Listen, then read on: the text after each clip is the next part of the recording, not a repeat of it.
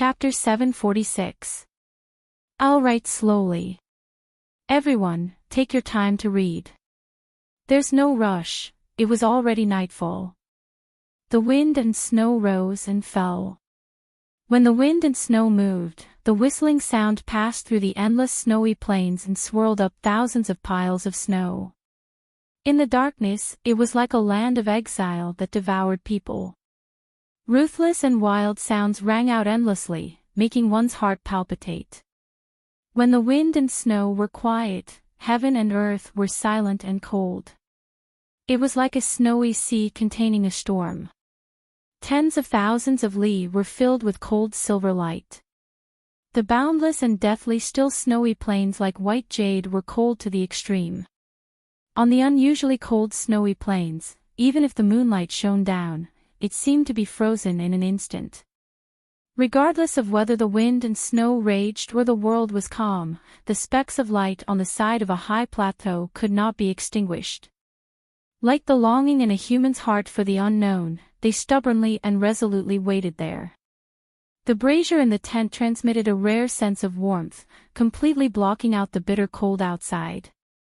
On one hand, it was because the specially made snow tent was extremely effective in keeping out the wind and temperature. On the other hand, it was because the fuel in the brazier seemed to be especially durable, and the fire was not small. Haitang Duo had already taken off the leather hat that covered most of her face. Her cheeks were as red as apples. She was squatting by the brazier boiling soup. Her brows were furrowed slightly with a hint of worry. Fan Xian, who had long crawled into his sleeping bag to the side, did not notice her emotions. They had already traveled north for a few days. The weather was growing colder and colder. Each day, they walked less and less during the day. Most of the time, they hid in the tent to avoid the snow. However, Fan Xian was not too worried about these problems. He was only calculating how long the fuel and food he had brought could last. The white bear had long been left with only a piece of bear skin. Fan Xian had eaten 2 bear paws. Although Haitang and 13th Wang were surprised at his leisurely mood and even more surprised that he had not forgotten things like seasoning in his personal equipment, the bear paws were not very tasty. Furthermore, the amount was not enough. At the beginning of the journey to the temple in the extreme north, the dozens of snow hounds laboriously pulling the equipment could still find food on their own. The deeper they went into the snowy plains, the fewer living beasts they could see. Without a choice, Fan Xian was forced to use the food he had prepared. These snow hounds worked hard every day. Naturally, Fan Xian could not bear to treat them badly. However, their appetites were a bit too good. For this trip to the temple, Fan Xian had made ample preparations. He had sunglasses to prevent snow blindness, a specially made, fine, velvet sleeping bag, and a large amount of supplies. However, he was still cautious. If he couldn't find the temple before summer and had to endure half a year of darkness on the icy plains in the extreme north, the food he brought would not be enough. Perhaps he would have to start killing dogs in the end. Back then, Ku He and Shaoan had survived by eating human flesh. Fan Xian didn't want to repeat his mistakes. He turned his head slightly and looked at the begonia flowers by the brazier. Forcefully suppressing the piercing pain in his chest, he said, "Do you want to hear a story?" "What story?" Haitang's face was still a little red, and she didn't raise her head. Fan Xian smiled and told her the story of Shao En and Ku He exploring the temple in the north. He didn't even hide the fact that the 2 elders had eaten human flesh. After Haitang finished listening, her expression gradually changed. It was as if, for a moment, she could not accept that her teacher had once made such a terrifying choice. A complicated emotion reverberated in her heart. After a moment of silence, she slowly raised her head and looked at Fan Xian with her bright eyes. Quietly, she said, "Telling me this at this time is certainly not just to disgust me or attack me. There has to be some reason." "I found that you like those snow hounds very much," Fan Xian said tiredly. Fan Xian's eyelids drooped slightly. Tiredly, he said, "In reality, these snow hounds have indeed helped us a lot. If the day comes when we run out of food and ammunition, we will have to start eating dog meat. I hope you are mentally prepared now." Haitang's expression changed slightly. In front of Fan Xian, she didn't need to maintain her identity as the Northern Qi Saint girl and the leader of Tianyi Dao. She could naturally reveal her emotions. She was a girl, so she was incomparably fond of the snow hounds that ran around happily every day. During this month, she had basically been responsible for the dog food. Suddenly hearing these words, only now did she realize that Fan Xian had not had good intentions from the beginning. The snow hounds that worked hard to pull the sled were part of his food reserves. However, Haitang had already made difficult preparations for this trip to the temple, particularly after hearing about her teacher's tragic story of eating human flesh. She knew there were priorities. She lowered her head slightly and didn't reply or argue. It was quiet inside the tent, causing the sound of the wind and snow outside the tent to be especially clear. One could even hear how much snow was violently beating against the outer skin of the tent, causing the sound of paw-paw, causing one to be unable to rest in peace. At this moment, the sound of footsteps on ice and snow came from outside the tent. Fan Xian and Haitang's expressions did not change because they knew who it was. On this desolate, uninhabited, and bitterly cold snowy plains, other than these three youths, whose willpower and bodies were as powerful as the peak of humanity, no one else could appear. 13th Wang lifted open the wooden door and walked in, bringing with him a gust of cold wind. The flames in the brazier suddenly dimmed. This damned cold of the snowy plain seemed to be able to freeze the flames with a low temperature. Haitang took out a small black ball from her sleeve and threw it into the brazier. The fire in the brazier finally stabilized. All of this was a special item Fan Xian had prepared all these years. In particular, the fire seed had never been cut off. 13th Wang stood on the blanket by the door and patted off the thick layer of ice and snow on his body. He took down the countless layers of towel wrapped around his face. A few words as crisp as a lump of ice came out of his lips, which had turned white from the cold, and said, "All right, let's sleep." Haitang was responsible for all the trifling matters of life. This girl had finally been transformed by Fan Xian into a housewife in this extreme environment. 13th Wang was responsible for leading the dozens of snow hounds and the construction and defense of the tent. What he meant by "all right" was that the snow shelter specially built for the snow hounds outside had been taken care of. In terms of hard work, 13th Wang's work was even harder. Fan Xian narrowed his eyes and said to him, "From tomorrow onwards, you will be responsible for feeding the dogs." 13th Wang nodded and sat by the brazier. Accepting the bowl of hot soup Haitang handed him, he slowly drank it. Each mouthful was carefully drunk. The sword at his waist dragged on the ground, giving off the faint smell of blood. To recover, you will indeed need to practice endlessly. However, this place is too cold. Don't push yourself too hard. A glimmer of worry flashed through Fan Xian's eyes. These days, 13th Wang had practiced his sword with unusual valiance in the wind and snow, using his own potential to resist the might of heaven and earth.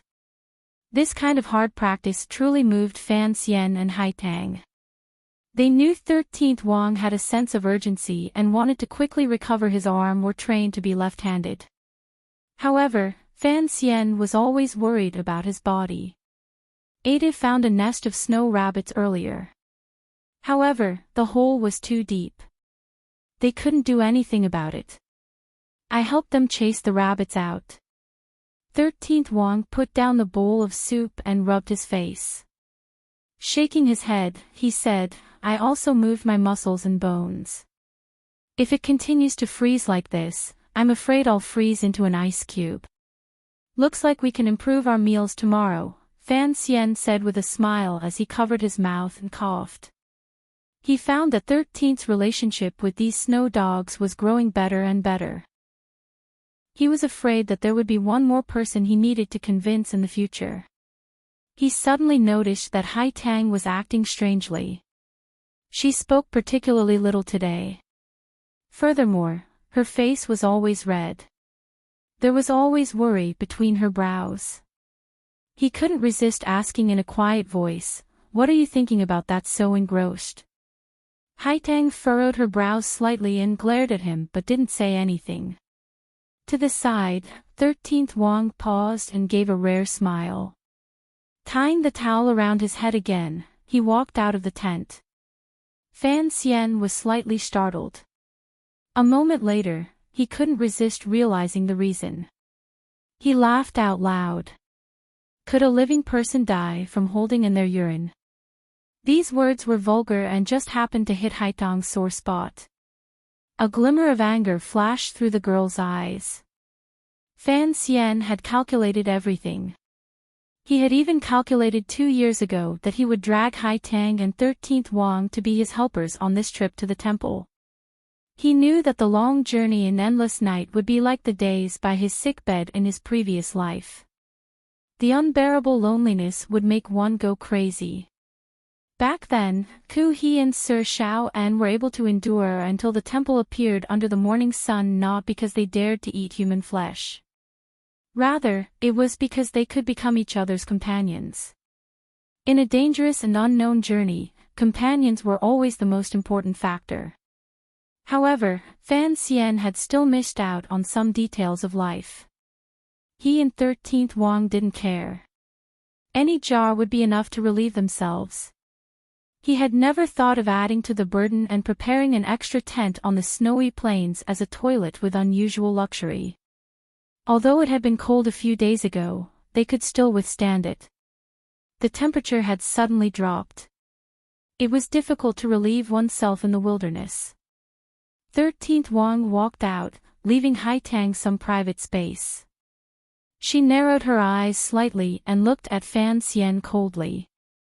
If it weren't for your medicine jar, there wouldn't be so many inconveniences. Fan Xian was silent and smiled. Of the 3 people on this trip, even his body was the weakest. If he hid in the wind and snow outside the tent, he would probably immediately be frozen into a cripple. Lightly smiling, he said, 13th Wang left alone. Naturally, he knows the relationship between you and me. There's no need to mind who we are, right? It was still a deep and cold night. Due to the lack of wood and other large materials, the fire in the brazier was unable to flourish. The wind and snow continued to howl furiously outside the tent. There was no danger in the darkness around them, but the cold itself was the greatest danger. The 3 sleeping bags were lined up in a triangular formation by the brazier. The 3 young people in the sleeping bags all had their eyes wide open and refused to sleep. They had already trudged on the snowy plains for a month without any entertainment or tricks to pass the time. Other than traveling, it was all about sleeping. It was truly boring. The 3 of them had also slept their fill. If Fan Xian's body was not so weak, he would certainly regret bringing 13th Wang, the sun, with him. Otherwise, holding duo and saying words of love that he hadn't said in a long time, enjoying the pleasure of their mouths and hands, would be good.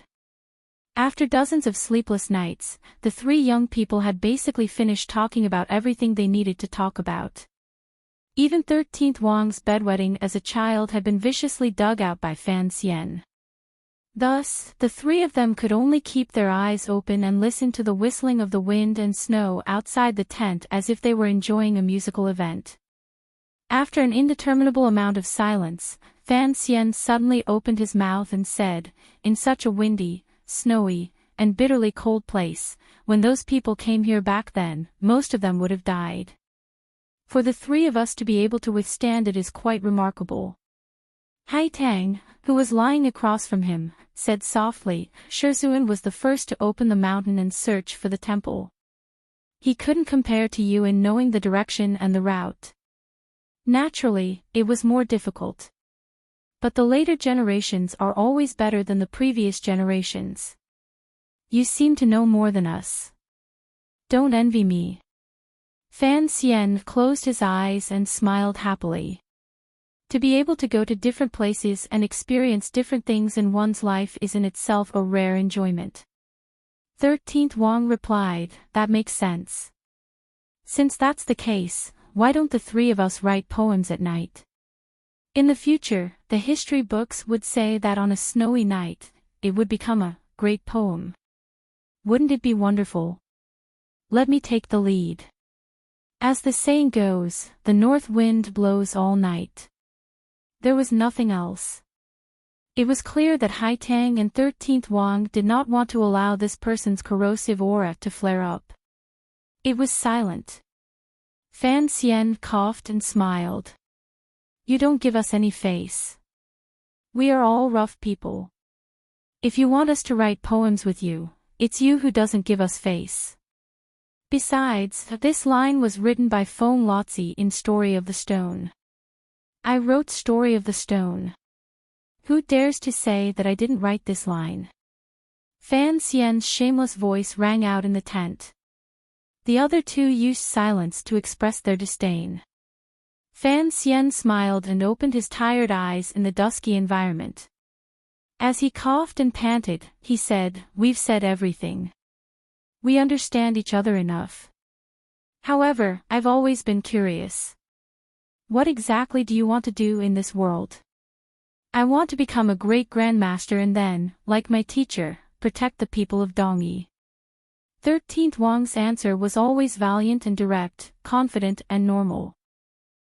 A bedwetting brat does not have the right to use such kingly words, Fan Xian said. Haitang's bright eyes looked at the tent above.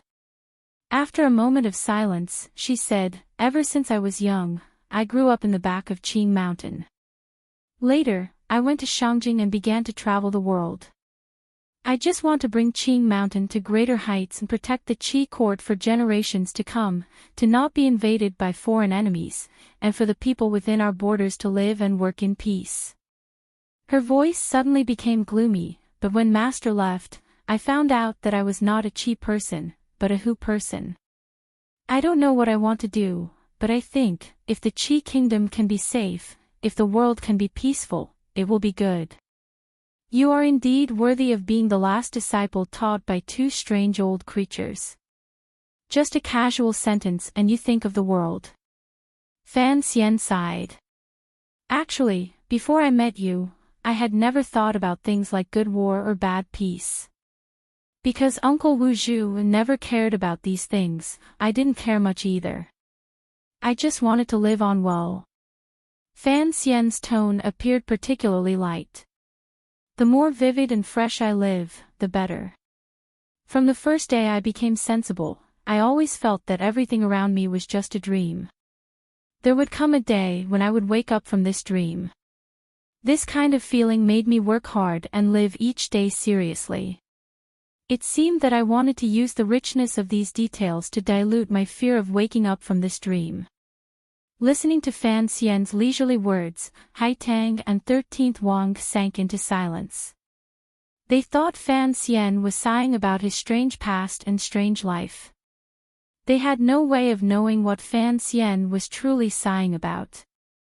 Since you don't want to wake up from this dream, presumably, the contents of this dream are good, Haitang said comfortingly. The corners of Fan Xian's mouth twitched slightly. He smiled and said, naturally. If it wasn't to protect everything beautiful in this dream, why would I exile myself to this godforsaken place? Why would I fight with the emperor for all this? Why would I pretend to be brave and righteous and enter the palace to assassinate?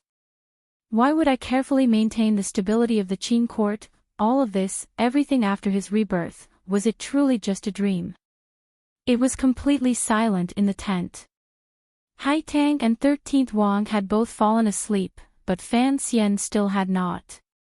He indifferently looked at the sky that had been cut off from them and listened to the sound of the wind and snow whistling past outside the tent.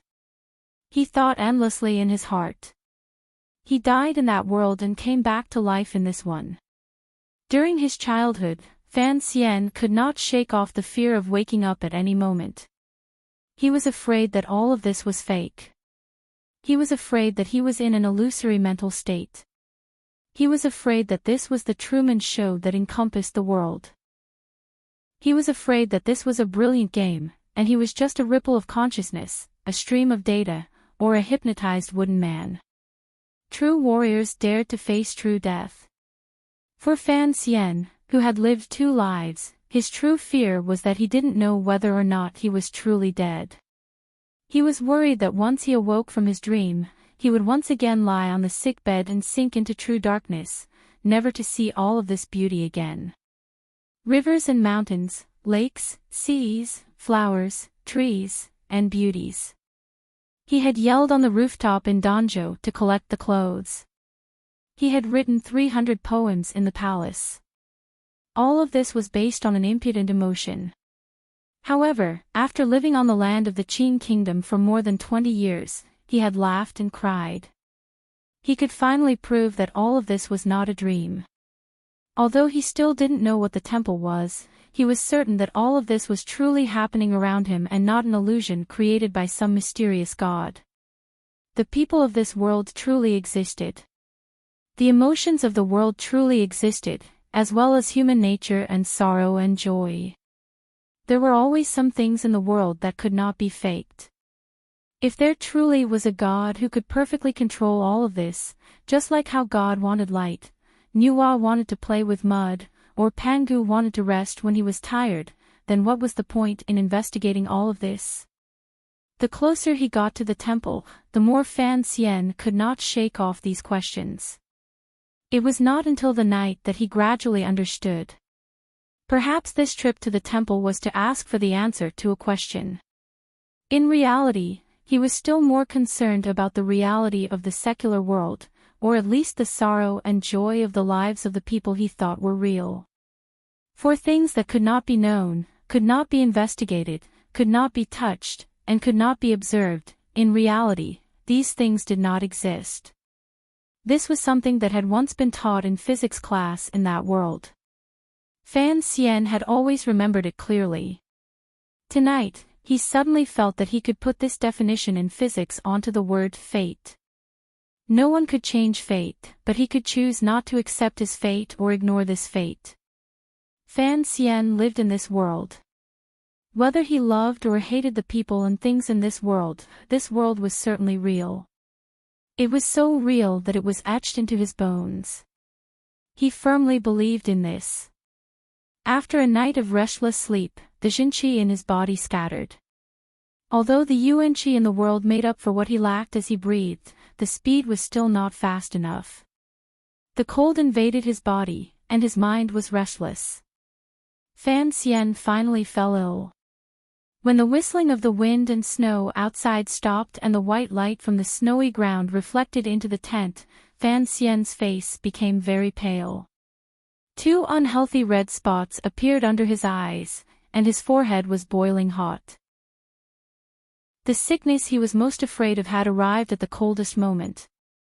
Fan Xian lay in Haitong's warm and gentle embrace and drank the medicine he had made. He forced himself to stay awake and said in a raspy voice, "The medicine jar has something to say. Speak." Haitong's brows were full of worry. She held him gently and shook him like she was coaxing a child. "We can't stop. Let's keep going. But the snow here is so heavy." Suddenly, the tent door was lifted open. 13th Wang stuck his head in. His face was full of joy. Chapter 747. Violent wind and blizzard, horizontal wind and snow, slanting wind and fine snow, there was no need to return, nor could it return. It was also known as ghost wind and vicious snow, dark wind and dark snow, snow that covered the sky and covered the sun. There was also the snow that grew under one's feet, reaching up to one's knees. If one made the slightest mistake, one would probably be buried. On this day, after experiencing dozens of days of bitter cold travel, all of the snow suddenly stopped. It was as if the heavens had suddenly felt that their actions of endlessly throwing confetti into the world were childish and could not enchant the determined gazes of the three young people. Thus, they clapped their hands and pulled them back into their sleeves. The sky cleared, revealing a porcelain blue but still icy sky. Although the sunlight was not warm, it was piercing. Borrowing the boundless land of snow and glaciers, it reflected a white to the point of being dull in every direction. After the wind and rain, there was not necessarily a beautiful sky. It was not that there would be a rainbow when the sky cleared. Thus, Forrest Gone returned to his country and had to experience many things before he could see Jenny again. Then, he would still be thought to not understand certain things. He set off again and kept on running past countless beautiful scenes. After the wind and snow, the sleigh team on the snowy plains set off again amidst the cheerful cries of the snow hounds. Crushing the soft or firm ice and snow, they advanced north. A pale-faced Fan Xian sat on the sleigh with half his body in Haitang's arms.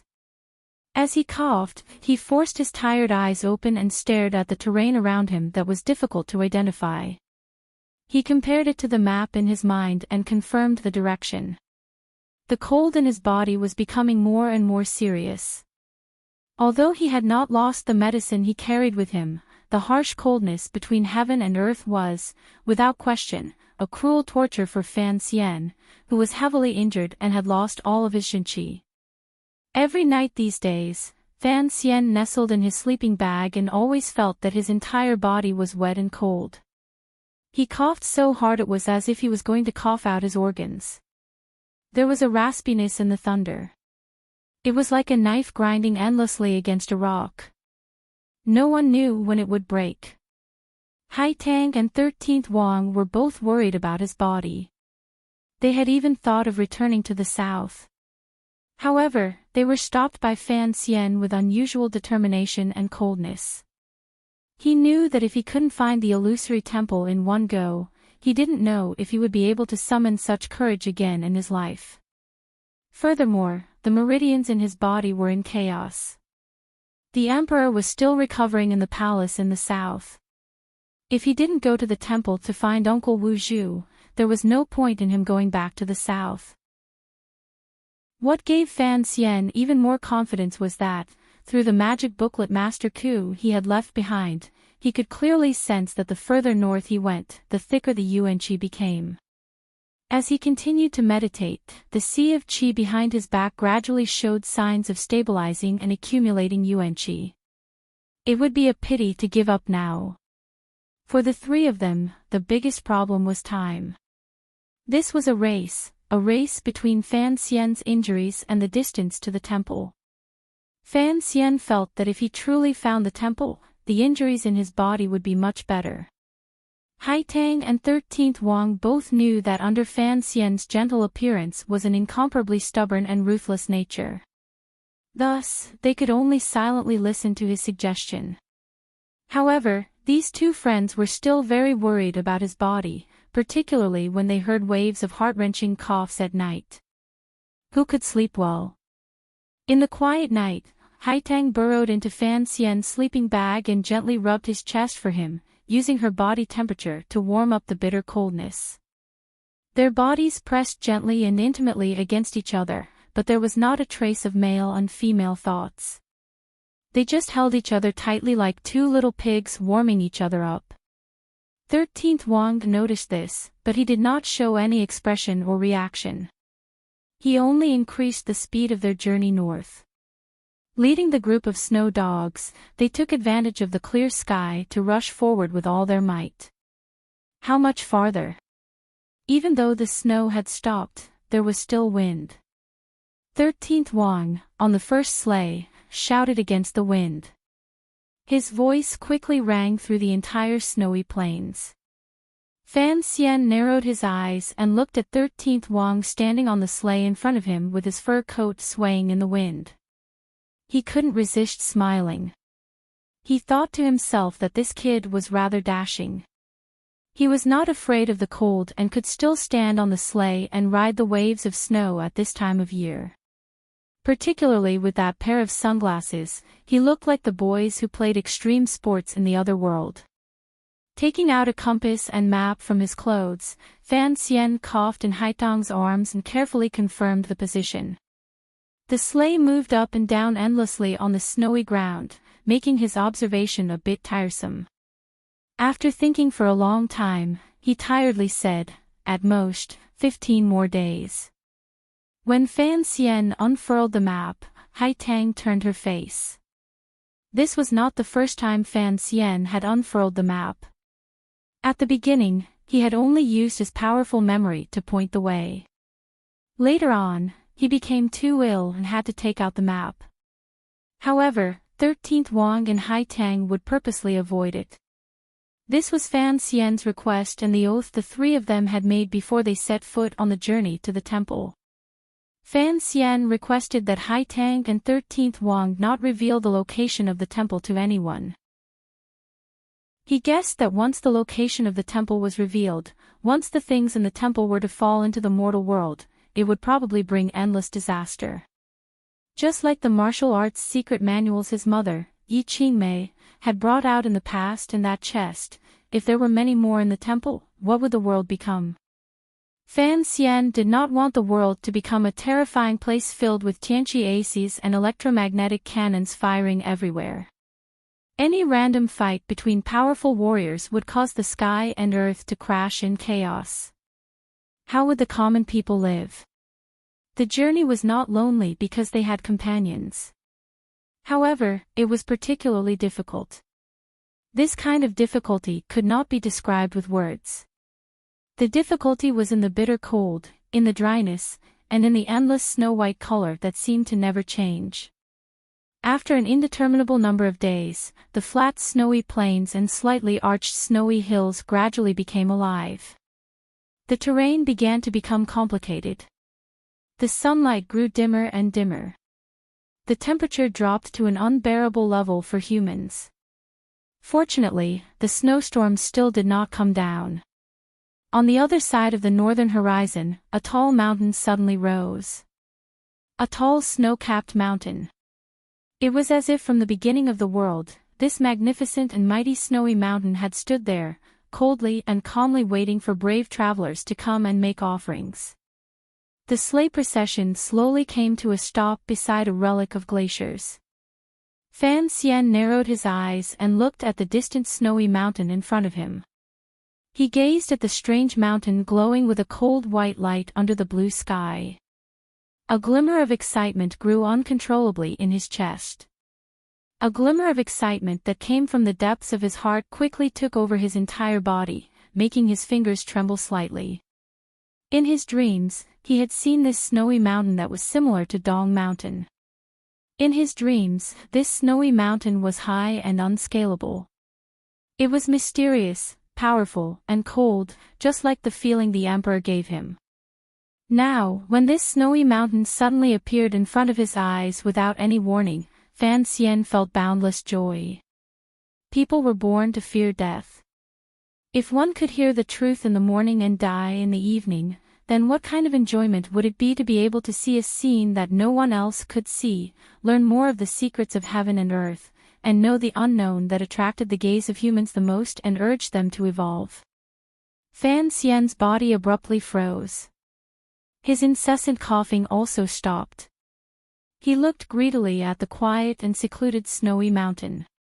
It was as if he wanted to firmly brand the scene, which moved him, into his heart so that he would never forget it in the years to come. He was moved not only because of this scene or the temple in the mountain. It was also because the Yuan-Chi here had reached a level that made one tremble. The eyes on Fan Xian's pale face were sunken, and he was extremely thin. With each breath, he seemed to feel that he was gradually becoming healthier. Haitang was the first to sense Fan Xian's strangeness. Hai Tang was the first to sense Fan Xian's strangeness. Her body was already exhausted. Her usually bright eyes had long been ground into exhaustion by the severe coldness between heaven and earth. At this moment, her eyes lit up again. Following Fan Xian's gaze toward the snowy mountain, she did not speak for a long time. After the sledges stopped, the snow hound seemed to sense the different atmosphere and howled in a low voice. Of the 60-odd snow hounds, after experiencing such a difficult journey, only 17 remained. The long line of sledges had been abandoned along the way and had been reduced to 5. 13th Wang stood on the one at the very front. He didn't turn his head. He only stared in a daze at the mountain. In a raspy voice, he asked, "The temple is in this mountain?" "Yes." Fan Xian, who had been too tired to speak for a few days, found the strength from somewhere and spat out one word with great determination. After receiving confirmation, the 3 young people stared in a daze at the snowy mountain in the distance. It was as if they didn't want to take another step forward. Suddenly, 13th Wang jumped down from the sleigh and roared crazily at the snowy mountain. His voice was raspy, angry, and even more elated. Seeing this, Hai Tang and Fan Xian couldn't resist smiling. They thought that this last disciple of the Sword Hut, who had always been gentle and determined, had endured until now and finally exploded with the craziness he inherited from Siga Jian. After the laughter came silence. Hai Tang's eyes grew moist and finally turned into a few clear tears. The tears landed on the leather jacket and quickly turned to ice. Fan Xian shook his head happily and couldn't speak for a long time. Those who had not experienced their long journey would not be able to understand the emotions in their hearts at this moment. It was a kind of satisfaction of achieving a great wish, a kind of heroic spirit that triumphed over heaven and earth, and an impulse that was about to come into contact with the most mysterious place in the world. On the long snowy journey, the snow hounds died on the ground along the way. Fan Xian was seriously ill and could die at any moment. Hai Tang and 13th Wang had also been tortured until they lost their human form. Such hardships were not worth mentioning to outsiders. In the end, they had arrived. Without Fan Xian's ample preparation and understanding of nature, the 3 of them would probably have died on the snowy plains long ago. Thinking of this, Fan Xian narrowed his eyes and looked at the snowy mountain in the distance. He couldn't help but think of the 2 powerful pioneers from many years ago, Master Ku He and Sir Xiao En. When Fan Xian and his group had set out from northern Qi, it had been early spring. Now, it should be summer, the warmest time in the world. Back then, Xiao En and Ku He's group of hundreds had set out in the summer. There were countless deaths and injuries along the way. By the time they arrived at this snowy mountain, it was the polar night. How had the 2 pioneers made it through the months-long polar night?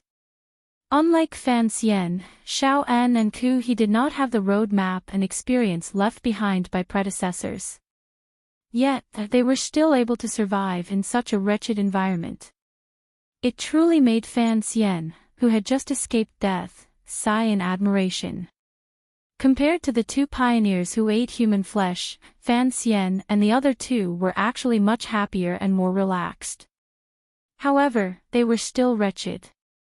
Fortunately, Hai Tang and 13th Wang were both top warriors in the world. Additionally, there was Fan Xian, a cripple with the knowledge of 2 lives. Everything seemed to be predestined. Fan Xian was destined to be the person in the world who feared the temple the most.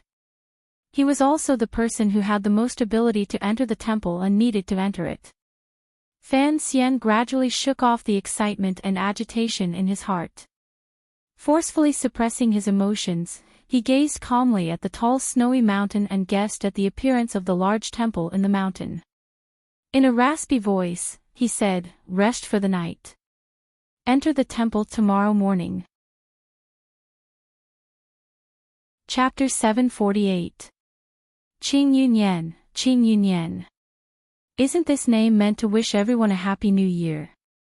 I wish everyone that in the new year, those who should get married, those who should get pregnant, those who should get married, those who should get married, those who should get married, those who should get into a relationship, those who should get high marks in exams, those who should do business, those who should get promoted, those who should not have to worry about their superiors, those who should work, those who should get more red packets, those who are speculating in the stock market. Everything should be safe on the road, have a good New Year's Eve dinner, and drink less alcohol. Those who write books are happy, and those who read books are happy. Those who do as suddenly realize that their web novels are no longer eunuchs. Those who mingle in the forums suddenly realize that those familiar IDs are all girls. Is there anything else I missed out?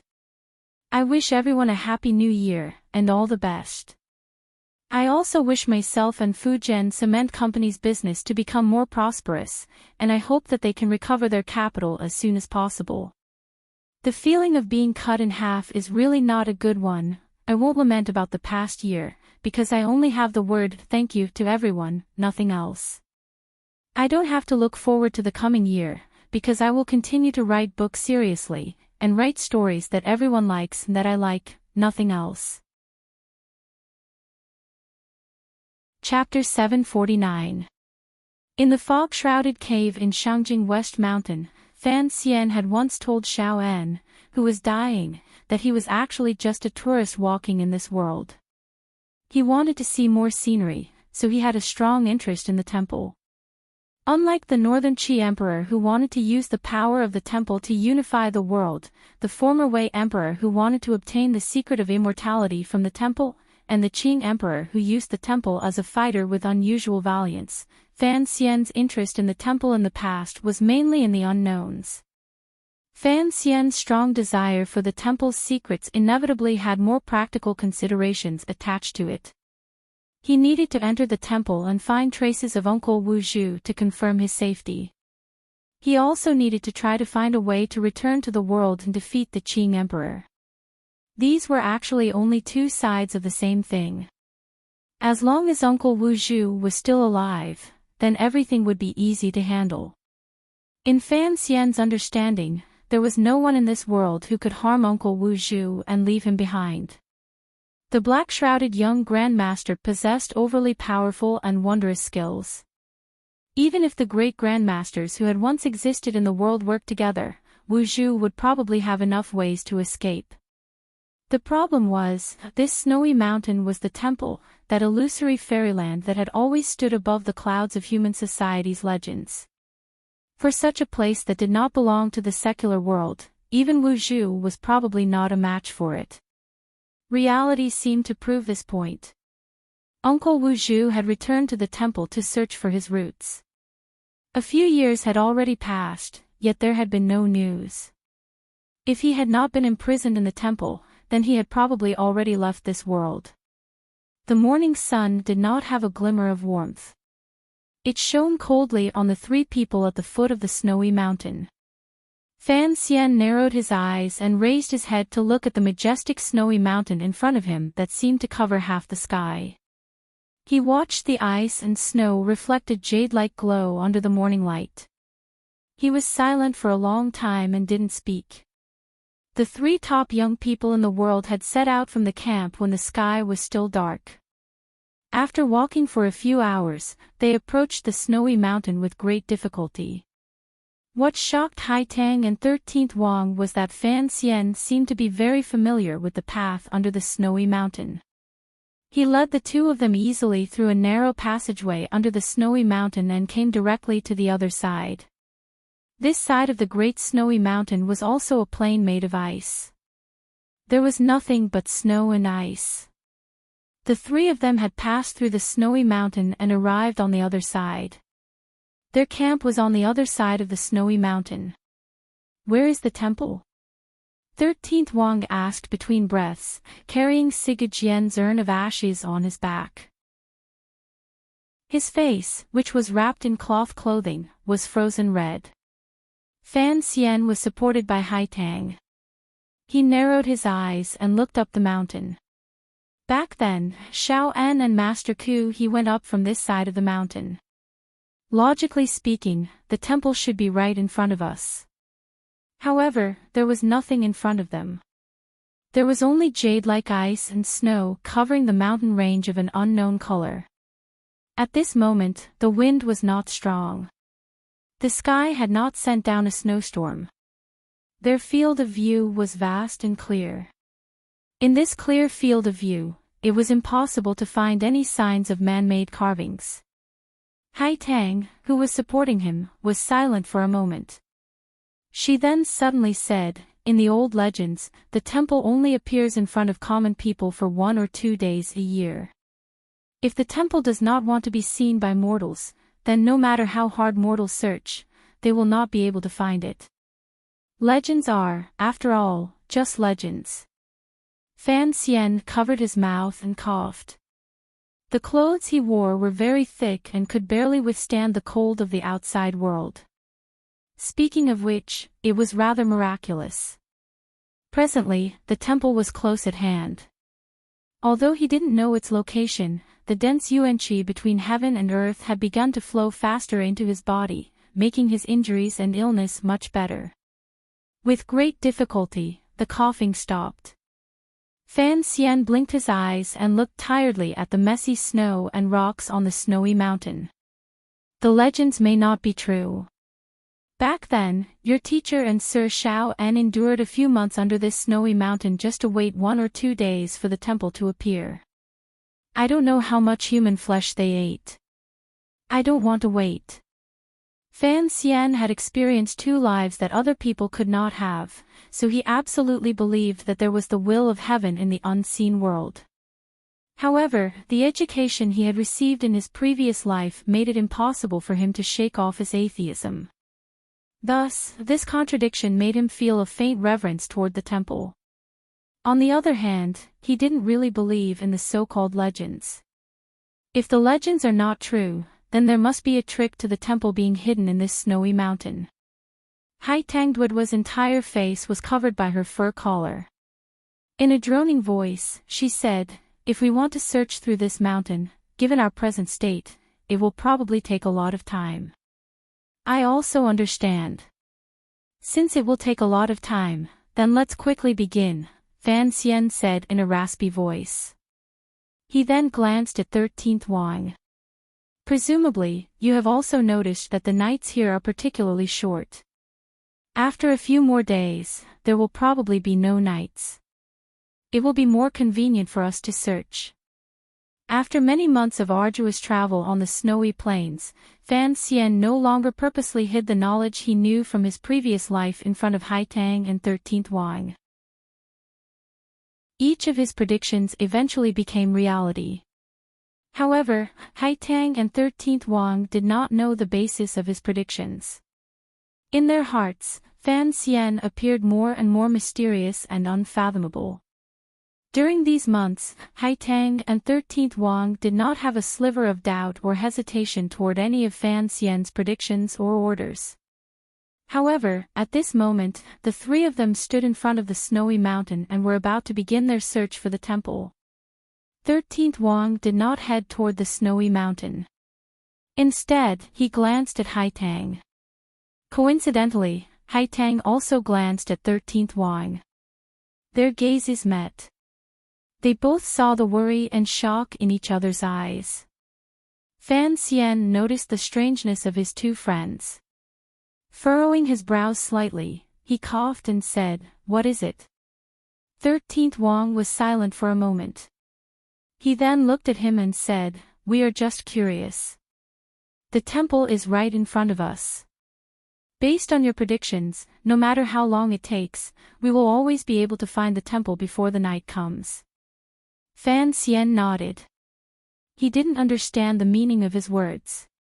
His brows furrowed even deeper.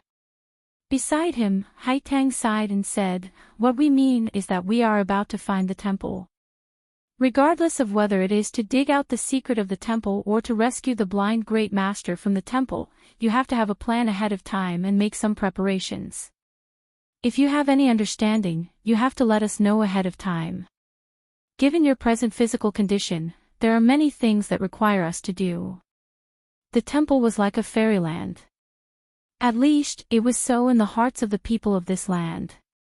Fan Xian and the other two were exploring the temple. This was a major event, yet Fan Xian appeared relaxed and careless. It was even a bit sloppy. It was as if he was truly just traveling.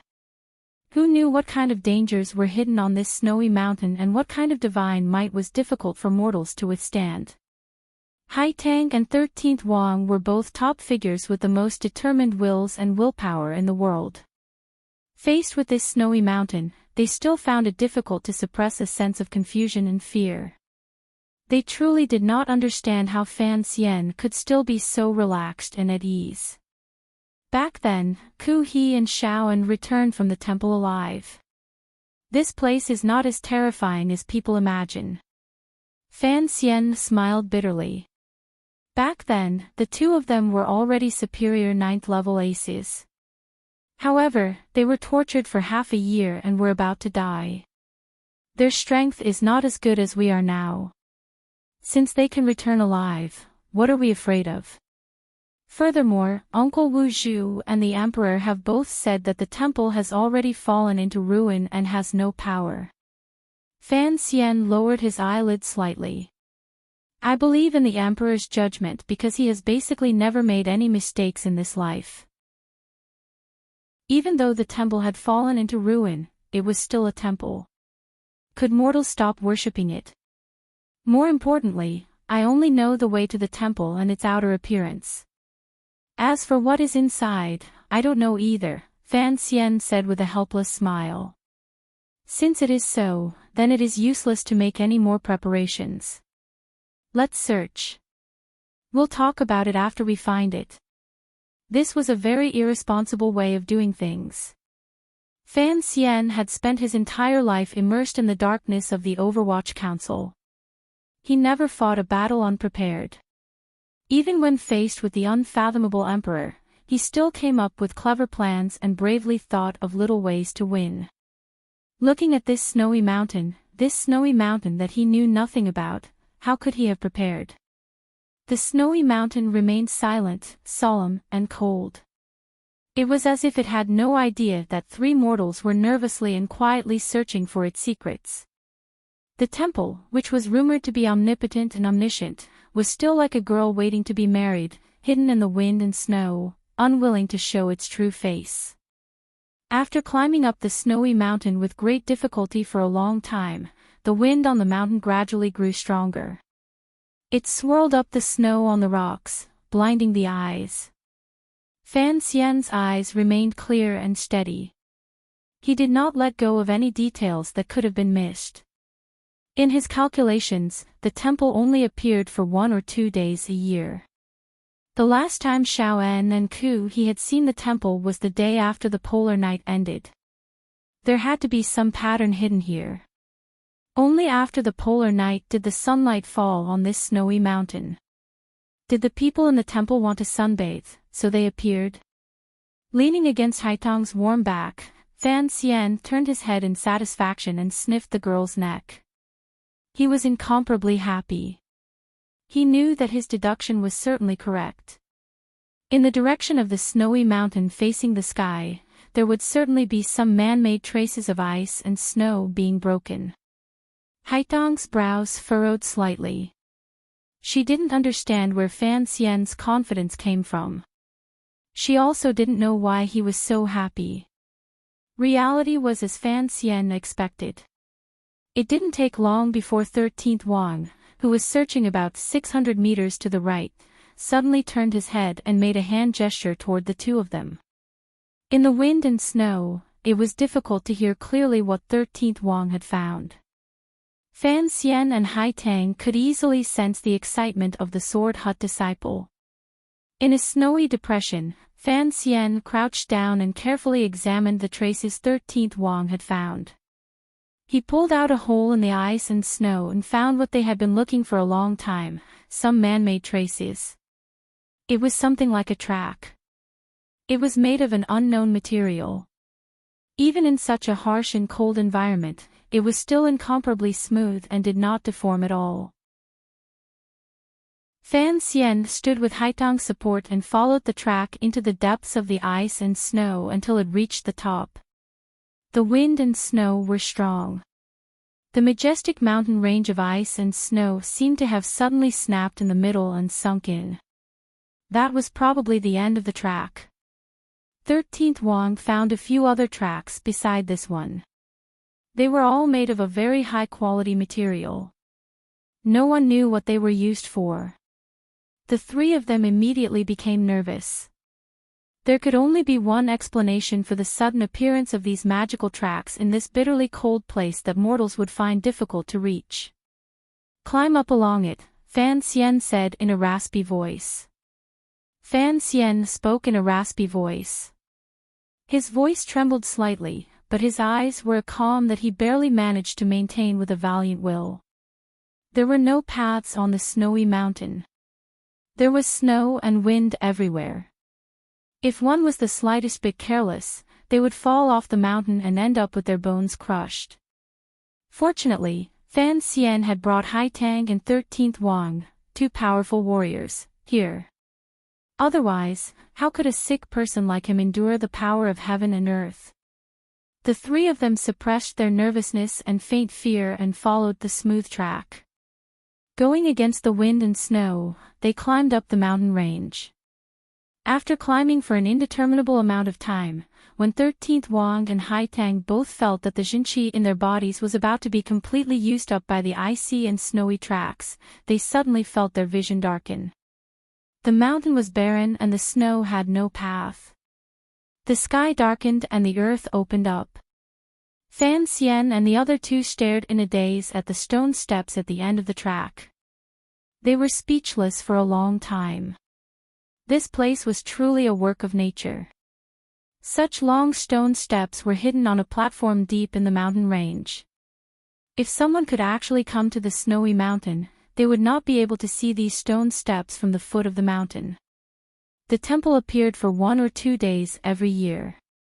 Did it mean that these stone steps would slide out along the track and bathe in the sunlight to welcome travelers who came with great difficulty to worship?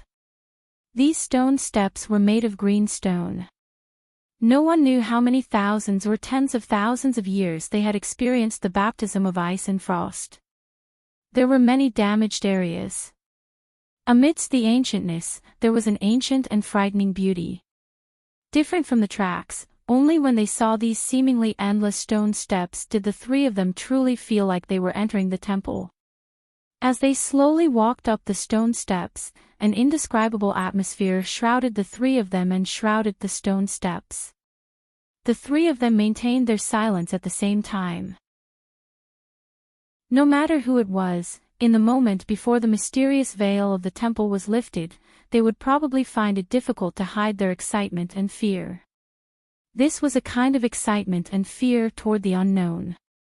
It was human instinct. A long, light gray eve appeared above the stone steps and reflected itself in their eyes. Haitang and 13th Wang's bodies froze slightly and paused. Fan Xian broke away from Haitang's support and stared at the gray eve calmly, almost crazily, as he walked toward the top of the stone steps. Under the long, light gray eve was a black stone wall. Just like this, as the three of them walked, it slowly revealed its true appearance. A solemn feeling followed the temple as it emerged from the world of ice and snow and enveloped the entire world. The temple finally appeared in front of the three of them. It appeared so calmly and naturally that it made the three of them feel a trace of disbelief. They had searched for it for thousands of miles in the crowd, dreamed of it, suspected that they had entered a dream. The temple that tens of thousands of people had searched up and down for thousands of years had actually appeared just like that. They could not help but feel a strange emotion. Standing at the top of the last stone step, Fan Xian's hands outside his leather jacket trembled slightly.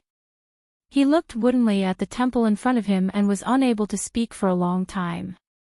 Beside him, Haitang and 13th Wang found it even harder to suppress the emotions in their hearts. With perplexed expressions, they looked at the magnificent building. The temple was very large. At least, it was impossible to build such a grand temple with the construction skills of the human world. The tall black stone walls were like unmelting black ice that stretched in front of the three of them. The long, light gray eaves extended all the way to the end of the platform above the stone steps. No one knew how many secrets of history and heaven and earth surrounded it. To be able to build such a grand temple, the platform at the end of the stone steps, hidden deep in the snowy mountains, was extraordinarily large. It was many times larger than the square in front of the Qing royal palace, which could hold tens of thousands of people. The thing that gave the three of them the most direct sense of pressure and grandeur was the front door of the temple in front of them. This door was at least 27 feet tall and immeasurably deep. Its color was a simple and unadorned dark color. The three of them stood on the stone steps. They were still dozens of feet away from the front door of the temple. Because the front door was too tall and large, it made them feel as if it was right in front of their eyes. The pressure it gave off was very powerful. It wanted to make one fall to the ground and worship endlessly. Standing on the platform in front of the temple, Fan Xian, Hai Tang, and 13th Wang were all the most extraordinary young people in the world. However, in this grand square in front of the temple, they were like three lost ants in the grass. Suddenly raising their heads and finding a large tree blocking the sun, they were shocked speechless. The only person who could maintain his calm was probably Fan Xian. After all, he had seen Jin Mao and the Three Gorges Dam in his previous life. He knew that the temple in front of him was certainly a miracle in the eyes of the people of this world. In his eyes, it was nothing more than a pretty building. It was difficult for one to see the ocean as water. It was difficult for one to see Mount Wu as clouds. In the past, Fan Xian could not explain these words to Zhuang Mohan and Sir Han. Presently, in front of the temple, Fan Xian found a new explanation. One's horizons and experience determined the height one stood at. Because he had experienced it, it was difficult to be intimidated. Fan Xian was not more outstanding than Hai Tang and 13th Wang. It was precisely because he had experienced a more developed civilization in his previous life that he appeared much calmer. Even so, with the temple in front of him, it was still difficult for him to suppress his nervousness. He stared fixedly at the doors of the temple in front of him and was silent for a long time. In an instant, he lowered his head and looked at the green stone steps under his feet. He thought of decades ago, when Master Ku He, whose body was already extremely broken, had used his palms to slap the stone steps under his feet and cried bitterly. Now, the three of them could be considered much calmer. After calming his emotions, Fan Xian suddenly raised his head. His pupils constricted slightly as he stared at the large signboard above the doors of the temple. Just as Shaoan had said in the cave, because it had been too long, what was written on the signboard could no longer be seen clearly. There were only some incomplete symbols left. In Shaoan's narration, perhaps these symbols were the mysterious decree of heaven. In Fan Xian's eyes, these symbols that had finally appeared in front of him represented an even more shocking discovery. Fan Xian stared in a daze at the only remaining Wu on the signboard, as well as the three symbols below it. One up, one down, one up, one down, two circular arcs put together.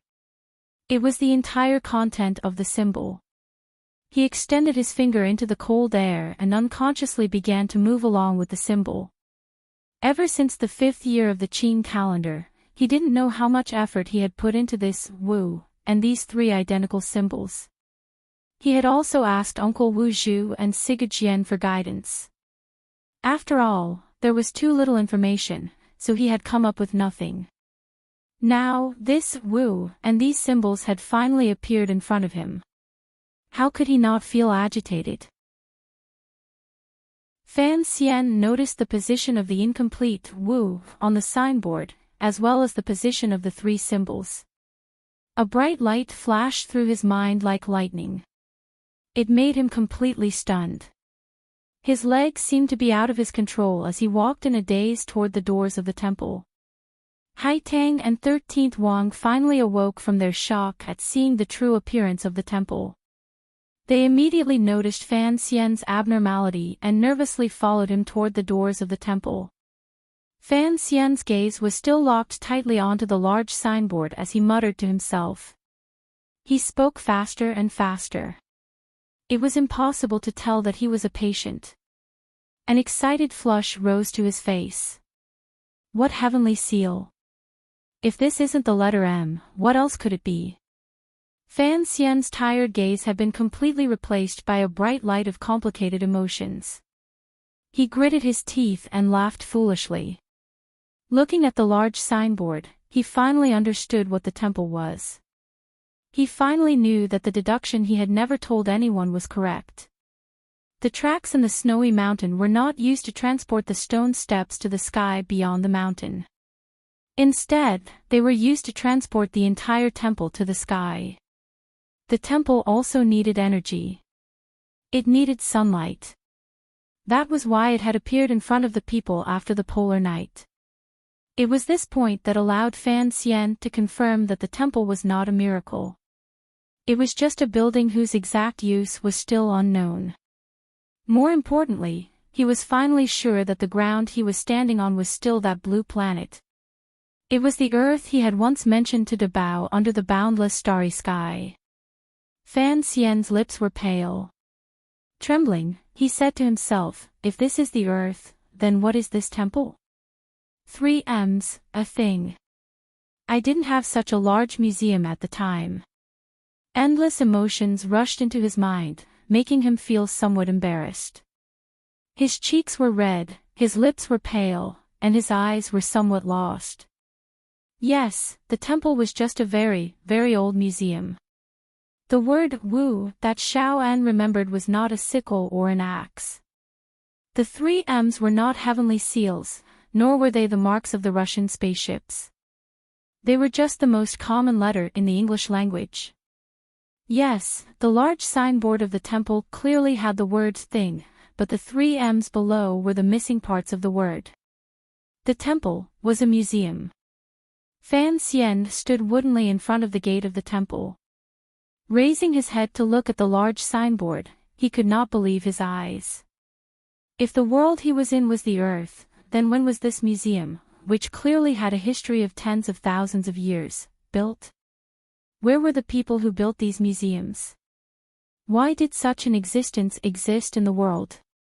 Why did this museum become the temple that people spoke of? Thinking of the vague legends in human history, the Tianmai beings, the messengers of the temple, and the martial formulas and chests that had been stolen from the temple by his mother, Yi Qingmei, Fan Xian's body trembled uncontrollably. He felt as if he had found the greatest secret of this world, but he found that there were still too many questions that he could not explain clearly. Fan Xian coughed violently. In front of the dark gate of the temple, in front of the gate that looked like a book of history, he stooped down. An angry and helpless voice rang out from his chest. What kind of F*King museum is this? This is a military museum. An emotionless voice rang out from the gate of the temple. It seemed to only want to answer Fan Xian's question, which was full of frustration and panic. Yes, the temple is a museum, and a military museum at that. When Xiao Yezi transmigrated, she could not have brought that chest with her. That chest has always been in the temple, but she stole it. I have always said that the cute Xiao Yezi is a thief. Comrade Fan Han, in the chapters of the Temple of Eternal Night, once wrote a book review. He guessed that the temple might be something, and that the symbols are the Soviet sickles and axes. Many other readers have made similar deductions, and they are all very powerful. However, from the beginning of this book, I set the temple as this because of my personal preference. I like interesting things, and that is why I am obsessed with the story. In this world, in this story, other than transmigrating, everything else needs a reason. Writing out the cause and effect is my love. Is the secret of the temple revealed just like that? No, how do I explain the secret manuals that created the great grandmasters? In the past, there was a mountain, and in the mountain, there was a temple. In the temple, there must be a person. The next chapter will slowly tell everyone about the origin and story of the temple. There is much more, and I have to write slowly. I have never tried to work during the new year. This year is the first time. I found that it is indeed not something a human should do, so I applied for leave. Now is the most important end of the Qing dynasty, so I will write slowly. I do not want to squeeze time to write to ensure that there are updates. That would be the worst. In the next few days, I will still not update. I think everyone is used to my laziness, so I will not say too many apologies. I earnestly flattered everyone and did not disappoint them. I bowed deeply and left the stage.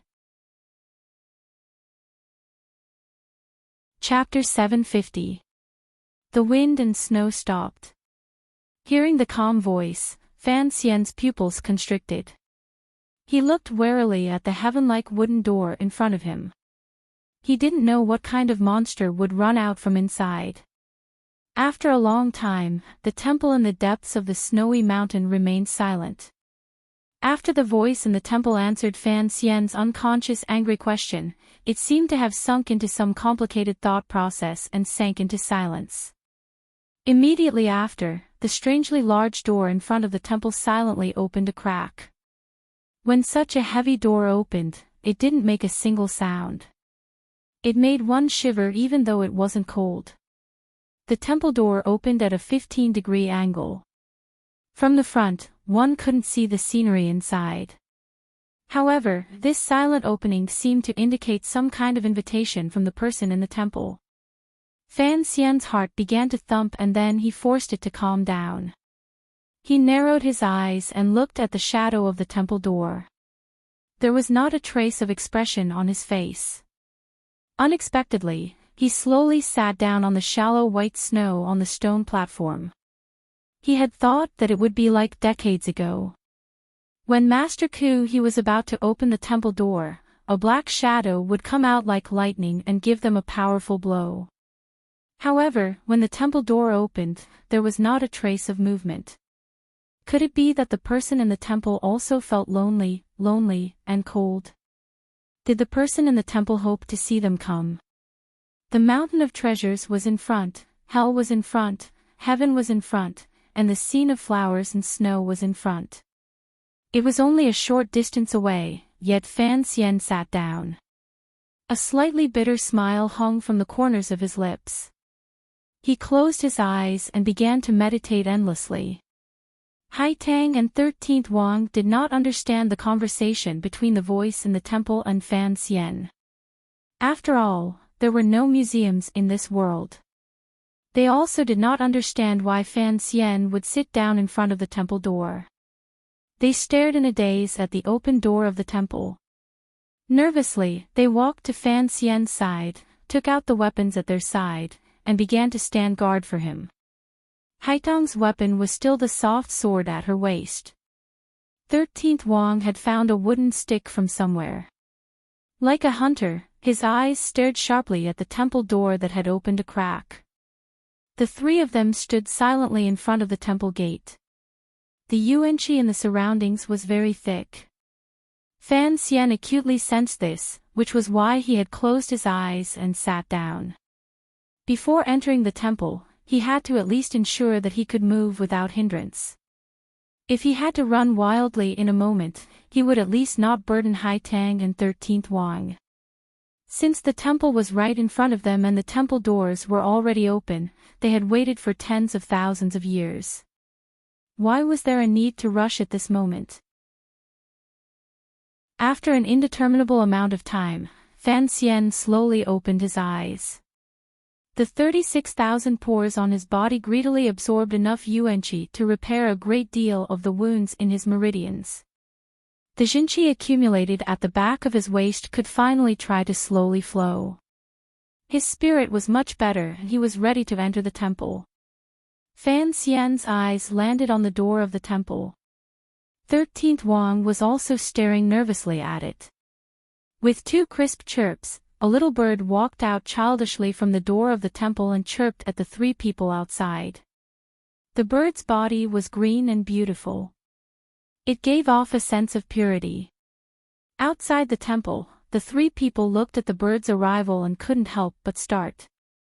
They hadn't thought that the person coming to the temple to welcome guests would not be some demonic immortal general, but a bird. The green bird was attentively watching. "Let's go." Haitang looked at the beautiful green bird and her heart trembled slightly. She unconsciously said this and helped Fan Xian up from the snowy ground. Fan Xian's spirit was much better. He thought for a moment and then said, "Let's go in." One temple, one world. Behind the door was another world. However, what was different from what people imagined was that behind the gate of the temple was not a beautiful fairyland. It was also different from what Haitang imagined. That green bird flew away with a chirp, and there were no more cute creatures that came to welcome the hardworking traveler. Inside the temple was a square, a very large square. There were some large buildings scattered around the square. Although these buildings were tall, they were all blocked by the black stone wall outside. The people under the snowy mountain would not be able to see them. The materials and style of these buildings, as well as their height and breadth, were not at a level that the world people lived in could reach. On the walls on either side of the path, there were traces of extremely dilapidated murals. One could still faintly see a thread of lines and some very dim colors. Fan Xian and the other 2 walked along the path inside the temple.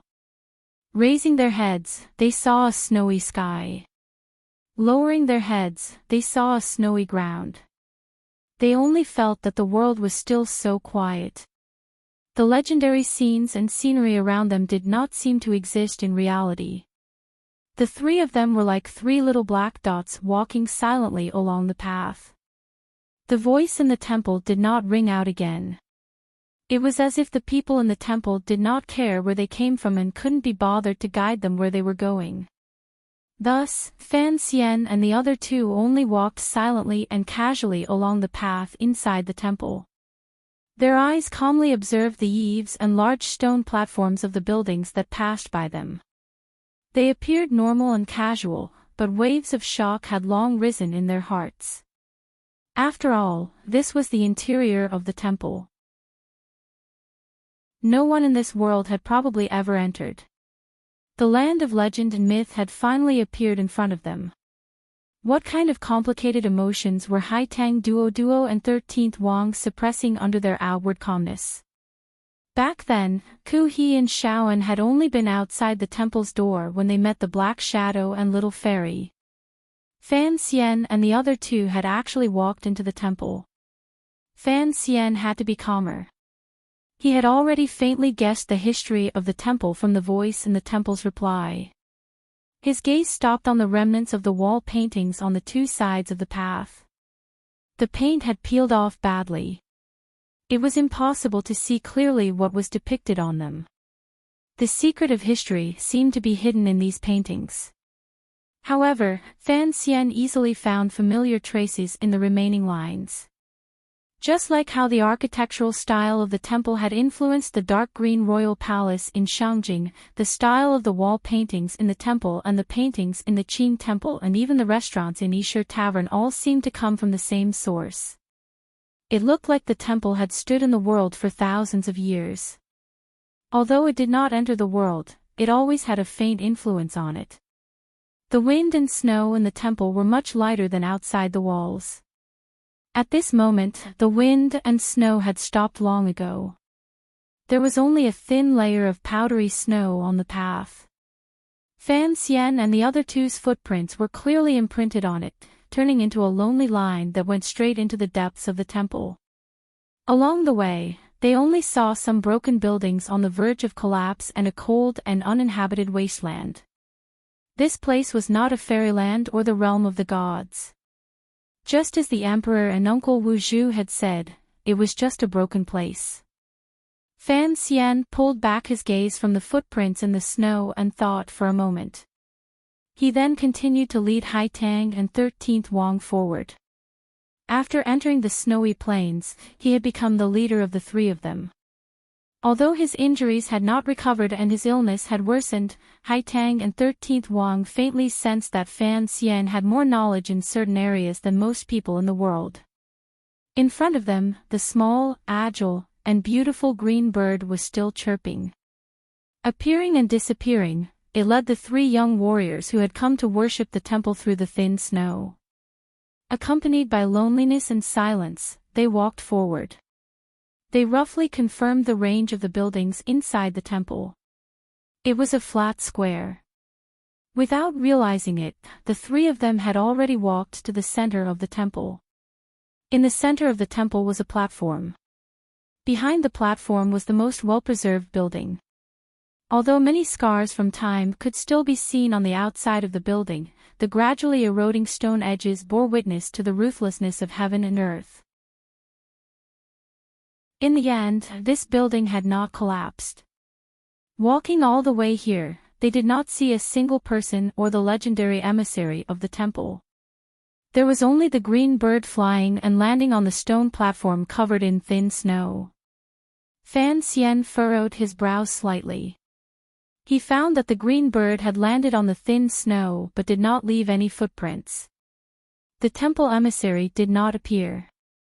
The silence of the voice confirmed another fact for him. Perhaps it was a mysterious reaction, but the three of them stopped in front of the stone platform. Looking at the green bird on the snowy platform, they were silent. It was as if they wanted to see it become a flower or bring back a flower with its mouth. After waiting for an indeterminable amount of time, the oppressive silence in the temple did not change at all. Fan Xian's movements also did not change at all. His body was slightly trembling, but his heart was trembling slightly. Along the way, the traces of the buildings they had passed actually made him nervous. He faintly felt that these buildings were the remains of a civilization left behind countless years ago. Perhaps there was some connection between them and the world in his previous life. There is no danger in the temple. Those emissaries of the temple should have all died. Fan Xian's raspy voice suddenly broke the silence that had been maintained for countless years inside the temple. The green bird on the platform turned its head and glanced at him. Fan Xian's sudden words startled Haitang and 13th Wang beside him. Ever since they had entered the temple, Haitang and 13th Wang's emotions had been shaken by the never-before-seen and never-before-heard enormous building remains and the little green bird that seemed to be able to communicate. They had long lost the calm judgment they had in the world and were perplexed. All dead. Haitang and 13th Wang had purely and unconsciously repeated Fan Xian's words. It was impossible for them to agree with his judgment. There was no danger in the temple.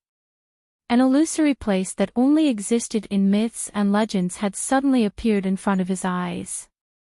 Who could be like Fan Xian and forcefully say such a judgment? Haitang looked at the green bird on the platform. Her face was slightly pale. In a trembling voice, she said, "Even if it is a broken fairyland, it is still a fairyland. Heaven and man walk different paths. One must have a heart of respect." The naive children of Tianyi Dao worshipped the temple deeply in their bones. Among the disciples of Qing Mountain, no one had ever inherited Master Ku He's valiant spirit, including Haitang. When people faced the temple and entered it, they all unconsciously felt that they were much weaker. What is there to fear? Fan Xian did not say this out loud. He thought viciously in his heart. Uncle Wu Zhu had said that there were not many people left in the family. One had died in the alley outside the manor. When his mother died, one had also died in the temple. Seeing that he had entered this place safely and still no emissary from the temple had appeared, he could be sure that this rundown temple was just a wasteland. The temple was not a fairyland. It was just a ruin. After confirming this reality, Fan Xian no longer had any fear in his heart. He narrowed his eyes and looked at the green bird on the platform. Suddenly, he said, It looks like the emissary is dead. The immortals in the temple have long left, leaving only this fairy bird. Let's stroll around. Let's go back. Haitang and 13th Wang turned their heads to look at Fan Xian in disbelief. Their emotions were unsettled. They did not hear Fan Xian's lie. Of course, this was also because of the faint disappointment and sorrow that could not be wiped away on Fan Xian's pale face. His acting was too brilliant.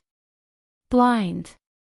Haitang was going to say that if the temple was truly so barren and broken down, if there was truly no supreme existence beyond the 6 directions, why didn't they try to find Wu Zhu's whereabouts and instead return without any success? 13th Wang's muscles were tense. He didn't know how to face this spacious and desolate temple. After experiencing so many hardships, they had finally passed through the snowy plains to reach this place. How could he be willing to return? Fan Xian coughed hurriedly and stopped Haitang's question. He only stared fixedly at the green bird on the platform. Everything in the world needed a reason. Since the temple was only the ruins of a civilization and a museum, then the voice in the temple had invited the 3 of them into the temple. Naturally, there was something he needed to do. Things developed as Fan Xian expected. The green bird on the snowy platform suddenly chirped a few times and flapped its wings toward the misty sky. It only flew about 100 feet high before it suddenly turned into countless spots of light and disappeared into the air. Haitang and 13th Wang's bodies trembled. Using their fastest speed, they moved closer to Fan Xian and protected his entire body.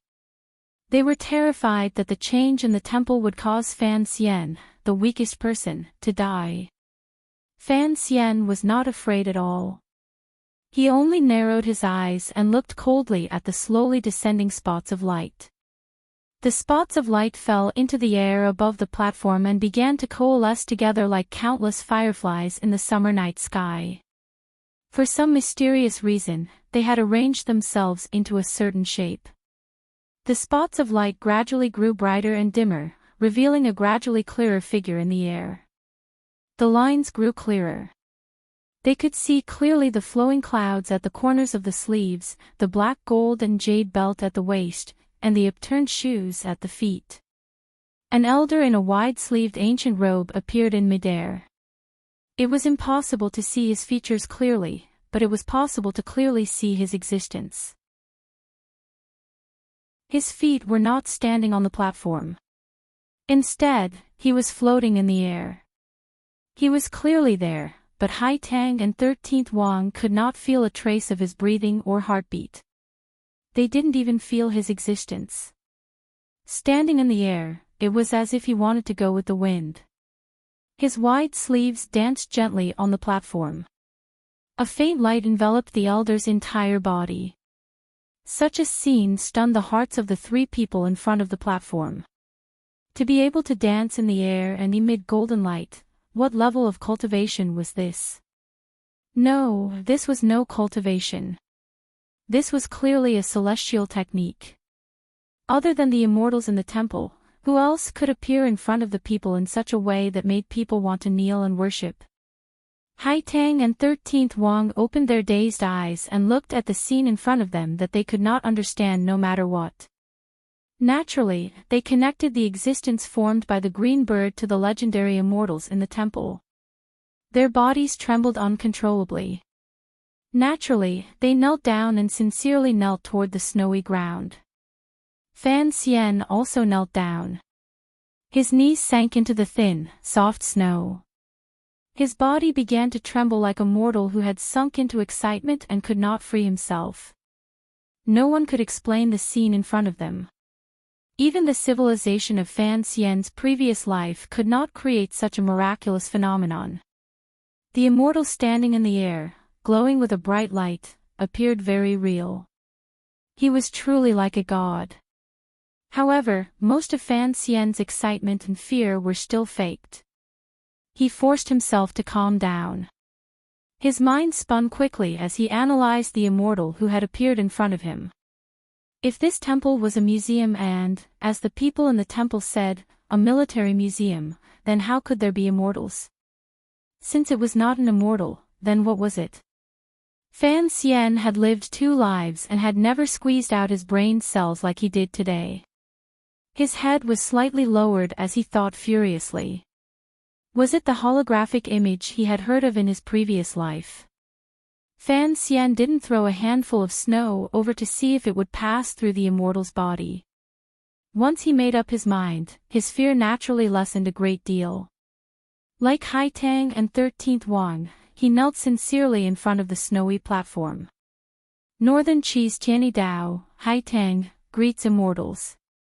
Haitang Duo thought that the immortal in the temple would certainly know of the Qing mountain branch, the Tianyi Dao school that worshipped the temple and spread the temple's benevolent ideals. Dongyi Sword Hut, 13th Wang. 13th Wang's voice was a bit strange. This brave young man was probably finally confused by the mental blow. Qing Kingdom's Fan Xian. Fan Xian did not hide his true name. The last temple emissary had died at Uncle Wu Zhu's hands because of the emperor's ruthless methods. Presumably, the temple did not know of his connection to Yi Qingmei. He was only thinking about what the temple wanted to do by opening its doors wide to the 3 of them. If the temple had pretended to be immortals in this world's myths and legends for countless years, then, presumably, they would continue acting today. To pretend to be immortals, they had to be extremely pretentious and put on airs. Only then would they be able to scare people like Haitang and 13th Wang. If they didn't speak first, the temple would probably not have any reaction. The 3 of us came from the south. Fan Xian recounted the hardships on the snowy plains in a raspy voice to prove their determination and their worship and yearning for the temple. Haitang and 13th Wang finally came to their senses and knew that Fan Xian was lying. They couldn't help but feel shocked. They thought that immortals could tell if they were loyal or not with a single thought. To lie in front of an immortal, Fan Xian was being too daring. You are the creatures of the world, the people the mighty temple looks upon with pity. The icy and snowy road proves your determination. If you have any doubts, you need the guidance of light, and the light is right in front of you. The immortal that the green bird had transformed into finally spoke. There was not a trace of emotion in his voice. Strangely, it was not icy cold. On the contrary, it had a sense of warmth and intimacy. The immortal's voice echoed through the empty and silent temple, buzzing. No one knew whether the voice came from the immortal's lips or from all directions in the world. The miraculous appearance of these words made Haitang and 13th Wang once again confirm their judgment that the other party was an immortal. However, Fan Xian smiled coldly in his heart. It was nothing more than an upgraded version of a loud cough. The light was right in front. Did they need guidance?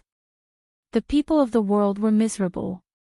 If they had any doubts, they could ask the immortals in the temple for help. Thus, Fan Xian opened his mouth. Most noble immortal, we want to know who we are, where we came from, and where we are going. They had come from the south and had already reached the temple. Who knew where they were going? The green bird led them to the stone platform but was unable to tell them this philosophical awkward-sounding question. After the immortal heard Fan Xian's 3 questions, he immediately fell silent. His clothes fluttering in the cold air immediately became stiff and did not tremble at all. Haitang and 13th Wang did not understand why Fan Xian would ask these 3 questions. Fan Xian had already slowly stood up. His eyes were unusually calm and cold as he looked at the immortal who had sunk into silence. Through careful observation, he finally confirmed his judgment. You are you. You came from where you came from, and you are going to where you are going. The immortal's clothes fluttered. His voice was still warm, and his reply was mysterious. This reply fell into Haitang's and 13th Wang's ears. If it fell into anyone's ears, it would seem particularly beautiful. However, this was the reply Fan Xian wanted.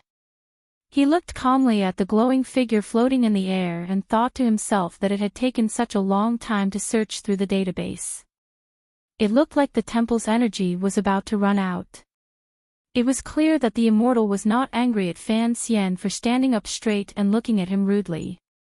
Amidst the light, he gazed warmly at Fan Xian.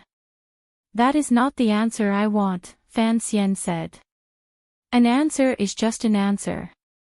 Whether or not you need it is actually just a question of your heart." The immortal's reply was still full of the air of a quack. Fan Xian was silent for a moment and then said, "I want to know the temple's past."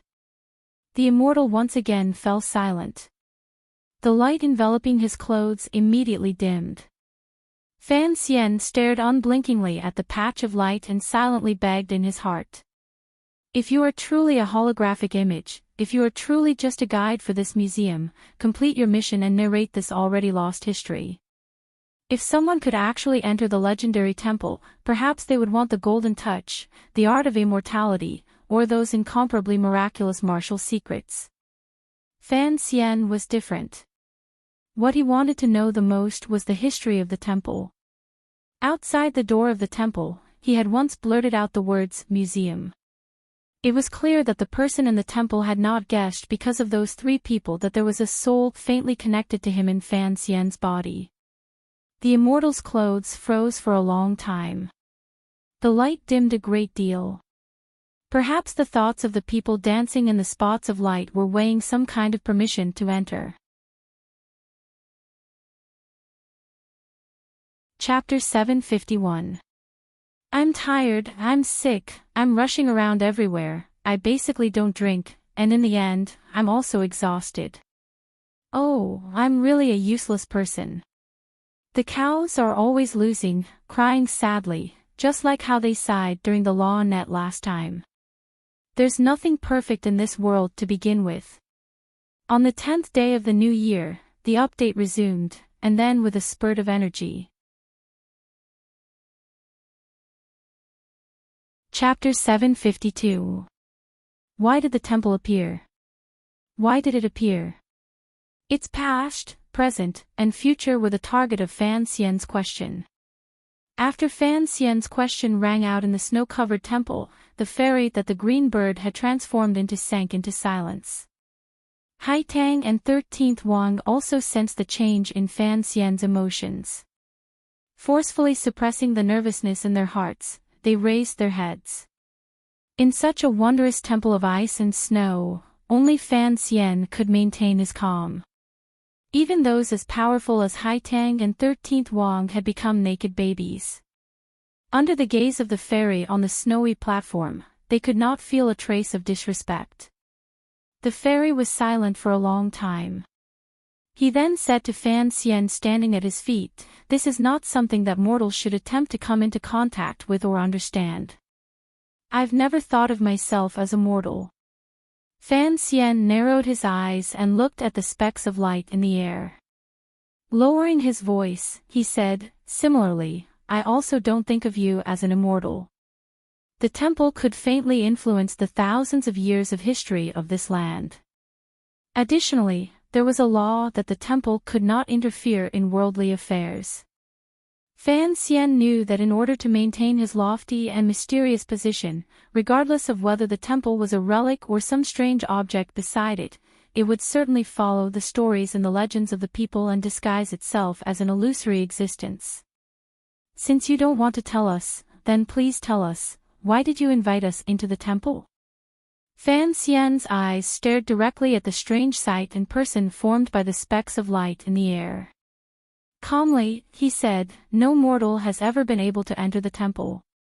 You let us in, presumably, you have a request for us." Haitang and 13th Wang had already heard something strange in the conversation between Fan Xian and the fairy. Slowly, they rose from the snowy ground. They found that Fan Xian was still able to converse so calmly in front of a supreme existence beyond the scope of common people's understanding. They truly admired him greatly. However, Haitang Duo and 13th Wang still did not understand. Was Fan Xian really going to discuss some sort of deal with the fairy in the temple? Why was he not in a hurry to find the whereabouts of the blind master? Hai Tang stood gently behind Fan Xian and followed his gaze to the sky. It was just this glance, but it had already used up all the courage in her body. It was also this glance that suddenly moved her heart. Fan Xian was standing in front of the fairy. Why couldn't she?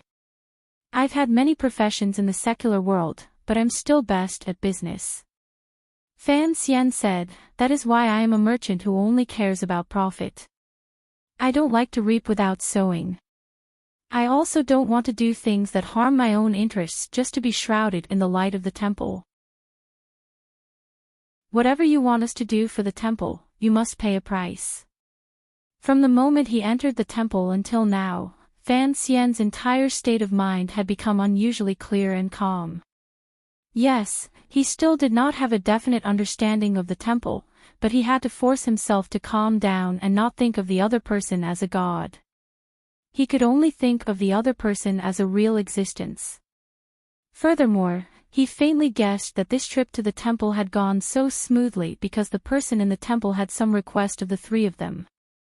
He even had a general idea of that request. The path of the gods is dim, the path of the great path is not prosperous. Wandering on the wrong path, pointing to the mountains and rivers, angry at the wind and clouds, bringing peace to the country, therefore, the human figure formed by the spots of light on the snowy platform paused for a moment and then suddenly opened its mouth to read a long and ancient essay. The central meaning was actually very simple. The fairy in the temple hoped that Fan Xian, Hai Tang, and 13th Wang could become the emissaries of the temple and secretly observe the world on behalf of the temple. They also wanted to choose an appropriate time to return to the temple and report to the people in the temple. Hai Tang and 13th Wang sank into deep thought. Complicated emotions rose in their eyes. They had probably never thought that once they entered the temple, the immortals in the temple would not turn them into stone. Instead, they would give them such an important yet nonsensical mission. Observe the affairs of the world on behalf of the temple. In the future, if the three of them left the temple, they would probably never return. The people in the temple could not leave the temple to interfere in worldly affairs, so how could they control them? This was a very simple request. In the eyes of the disciples of Tianyi Dao, this was perhaps a supreme and particularly noble mission. However, in Fan Xian's eyes, this was just another confirmation of his guess. Could it be, this is the legendary Tianmai being? Crabapple-Dwoodwa's heart trembled slightly as she thought of a term. In the legends, Tianmai individuals were known as the bloodline of the heavens. They would awaken once every several hundred years. Tianmai individuals could represent undefeatable battle prowess, or they could represent great talent in intelligence. These legendary figures would all disappear without a trace in the end. After Haitang Duo left Qing Mountain, she was also promoted by the Northern Qi court as this generation's Tianmai being. She was known as a genius. However, she knew that she was not one of those legendary figures. In comparison, Fan Xian, who could remain so calm in the face of an immortal and could spit out 300 poems in one night, was more like a Tianmai being. Not a Tianmai being. This kind of identity is only that of an emissary of the temple. Fan Xian suddenly broke the silence and opened his mouth to explain to the two friends beside him. This temple has already been abandoned. Other than this immortal, there are no other emissaries that can observe the movements of the world. More accurately speaking, those emissaries have all died in the human world. If the temple does not want to be forgotten by the world and not want to forget this world, it must find an emissary again. Coincidentally, the three of us came to the temple and gave this immortal a chance.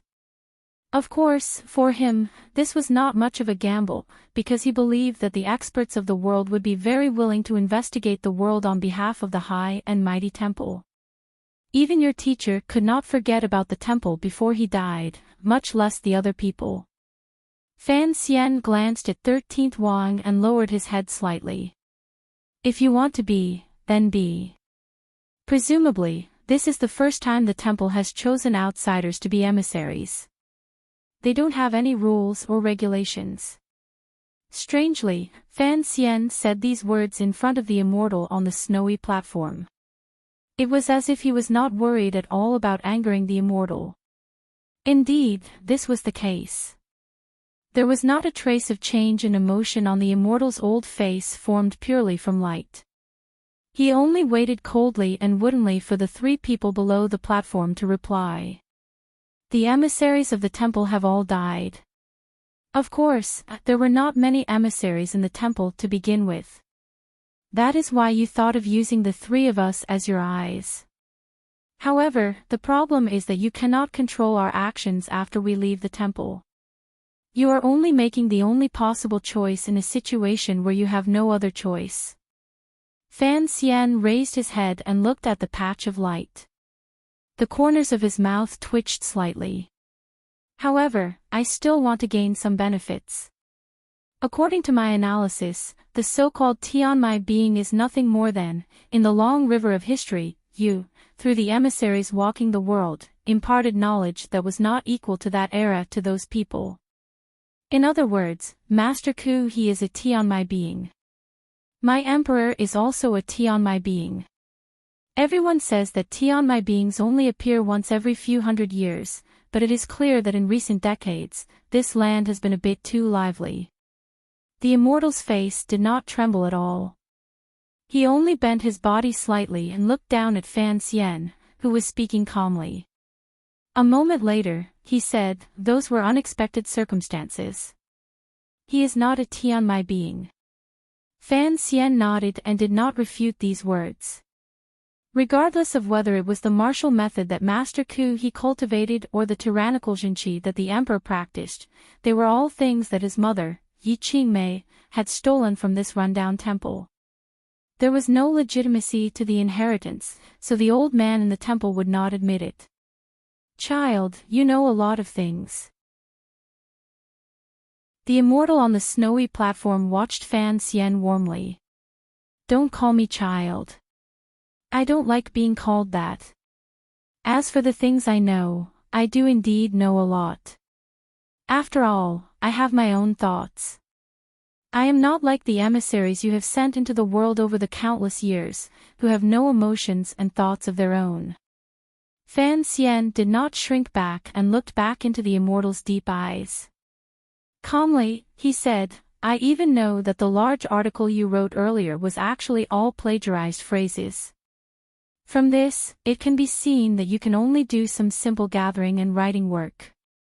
You are unable to have your own creative abilities." Ever since he had stood up from the snowy ground, Fan Xian had been calm, even coldly speaking to this figure in the temple as an equal. It was as if he was not worried that this mysterious temple would easily kill him. However, this calmness was actually only a pretense. These emotions were based on his analysis of the temple and the knowledge of two lives. "It is Qiu Wuzhou. It looks like you have truly surprised me and made me think of some things. However, if you are willing to become emissaries of the temple, I will not mind the rudeness of your words," the immortal said coldly. The immortal said coldly, "The godly temple has never traded with mortals. Please remember this. Since you have remembered some things from the past, you know that not everyone in this world will be scared by you and then listen to whatever you say," the immortal said coldly. "You are just a lonely old man. The people under your command have all died one by one. Other than us, who else in the world do you think can find this broken temple? Regardless of whether you let us leave or kill us, you can only be forever trapped in this snowy mountain and never know what exactly has happened in the world you calmly observe. Even if you can make an exception and make a deal, in reality, you have already received the temple's selfless gift. You know that as the children of the temple, you should contribute your strength to the sustainable development of the entire world. I don't know what the temple has bestowed on me." The immortal's gaze swept across the three people in front of the snowy platform. "I chose you to enter the temple and gave this great mission to you because you all have the aura of the temple on you, particularly you. The immortal's gaze finally landed on Fan Xian's body.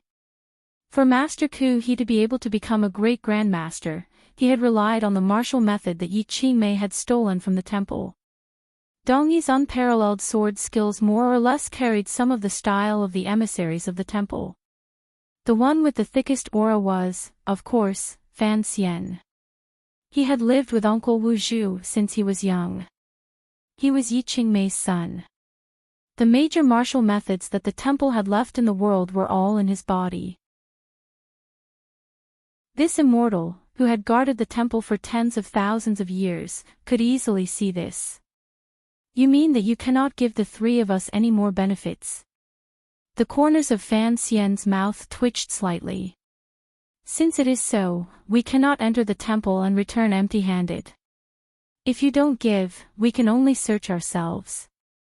As his words fell, the immortal in the light smiled slightly.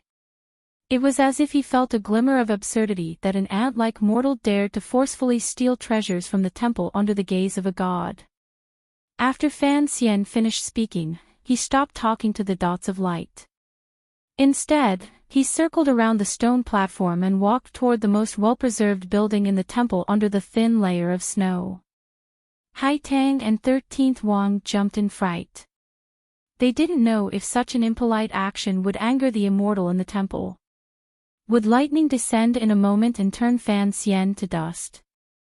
The face of the immortal formed by the dots of light on the snowy platform froze slightly. It was as if he had not expected Fan Xian's actions in all of his calculations. Immediately after, the immortal's body immediately disintegrated. In an instant, it appeared in front of Fan Xian's path and blocked the door to the well-preserved building. Disappearing and reappearing at such speed was indeed not something that could appear in the mortal world. However, Haitang Duo and 13th Wang forcefully suppressed the shock in their hearts. Turning into two streaks of smoke, they swept over in an attempt to protect Fan Xian's life under the immortal's furious attack. However, nothing happened. Fan Xian's footsteps did not pause at all. He walked straight into the human figure formed by the dots of light. The dots of light were not scattered by his body or flew off in all directions. They did not become countless bolts of lightning and explode him to pieces. Instead, they suddenly swelled and seemed to stick to Fan Xian's snowy robe. Just like this, under Haitang and 13th Wang's shocked gazes, Fan Xian walked straight into the immortal's light. He then walked out and approached the building's main door. A light breeze blew past. The immortal's light flared once again and suddenly appeared in front of the building's main door, blocking in front of Fan Xian. However, a wooden expression appeared in that pair of unfathomable, heaven-like eyes. Fan Xian calmly looked into the eyes of the immortal floating in the air. After a moment of silence, he said in a low voice, "I see through you." Chapter 753. In the extremely cold snowy mountains of the north and the extremely cold misty temple, Fan Xian walked toward the building without turning his head. Once again, he broke through the body of the immortal. In this snow-covered world, countless dazzling spots of light appeared. No one noticed that under his snowy jacket, his back was already drenched. In such a cold climate, sweat seeped out of his body and soaked all of his undergarments. His expression remained calm. No one knew how much courage and determination he had gathered in that instant when he charged into the immortal's body. Fan Xian did not know what kind of unfathomable power the temple possessed. Was it as the emperor and Uncle Wu Zhu said and had already fallen to a certain degree? However, it was clear that Uncle Wu Zhu had been lost in the temple. This made him feel a natural fear of the temple. However, he still wanted to gamble. Looking at it now, it seemed that he had won the gamble. The immortal's body formed by the spots of light clearly did not have any great power. It was closer to the hologram Fan Xian had guessed earlier. However, there were still many secrets in the temple and many things that could not be explained clearly, such as the dense yuanqi in the surroundings and the secret martial arts manuals his mother had once stolen. In that world, perhaps there was the Qin Taiji manual, but it was certainly not as wondrous as the tyrannical martial secrets. Fan Xian's thin lips trembled slightly as he stepped over the threshold of the undamaged building. His hands were behind his back as he made a gesture to Haitang and 13th Wang. He hoped that these two companions would be able to stand strong under the might of the temple and help him. He charged into the building. The spots of light followed him in like fireflies, leaving behind an empty patch of snowy ground and the snowy platform without the footprints of a green bird. The two heavy doors closed silently, shutting Fan Xian inside but shutting Haitang and 13th Wang outside. Haitang and 13th Wang had not yet shaken off their shock. They didn't know where Fan Xian found the courage to pass through the immortal's body. They also didn't understand why the immortal had been pushed into a patch of spots of light by Fan Xian. They were more worried about Fan Xian's safety behind the tightly shut door. Haitang Duoduo's eyes narrowed slightly. Light flared in her eyes. Just as she was about to raise all her cultivation and force her way through, 13th Wang suddenly opened his mouth and said, "His hand signal is for us to stay outside and use this opportunity to find someone." Fan Xian had taken such a great risk and left Haitang and 13th Wang outside the door in the hopes that they could use the opportunity he had fought for with his life to search for traces of Uncle Wu Zhu in the temple. Fan Xian had traveled thousands of li and tirelessly come to the temple because of his closest uncle. This was a building that looked like an ancient temple, but the building material inside was not ordinary bluestone, but a material similar to metal. Fan Xian's pupils constricted slightly. He quickly scanned the inside of the hall. He found that the building was empty. There was nothing out of the ordinary. There were only patches of empty space. Based on the name of the museum, one could faintly think that countless years ago, this place was perhaps an exhibition stand. The murals on the outside of the temple had long fallen.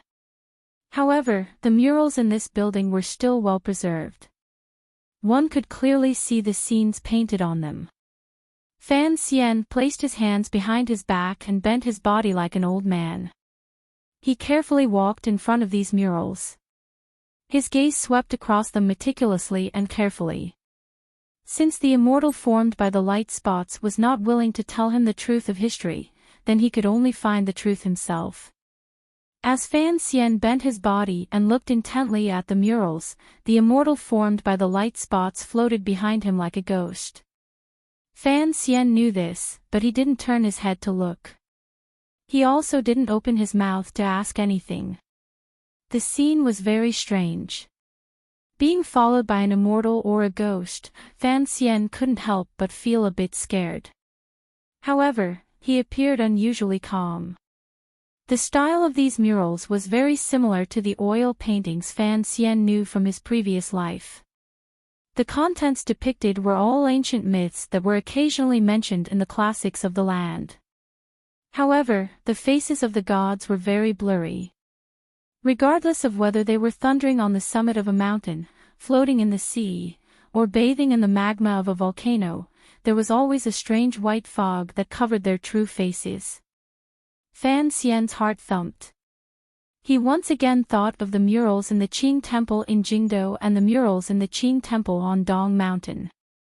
The contents depicted on these murals were events from thousands or tens of thousands of years ago. They must have been passed down through countless generations, so it was inevitable that they were blurry. However, this temple was the source of all legends. Why were the faces of the gods on these murals still blurry? The immortal in the temple, who had been following Fan Xian's footsteps like a wisp of light, suddenly said, "These murals were created by Bor. 300 years ago, the great magician in the West. I heard that he and his wife, Fu Bo, were both Tianmai beings. In the end, they disappeared without a trace. So, in the end, they returned to the temple," Fan Xian said with furrowed brows.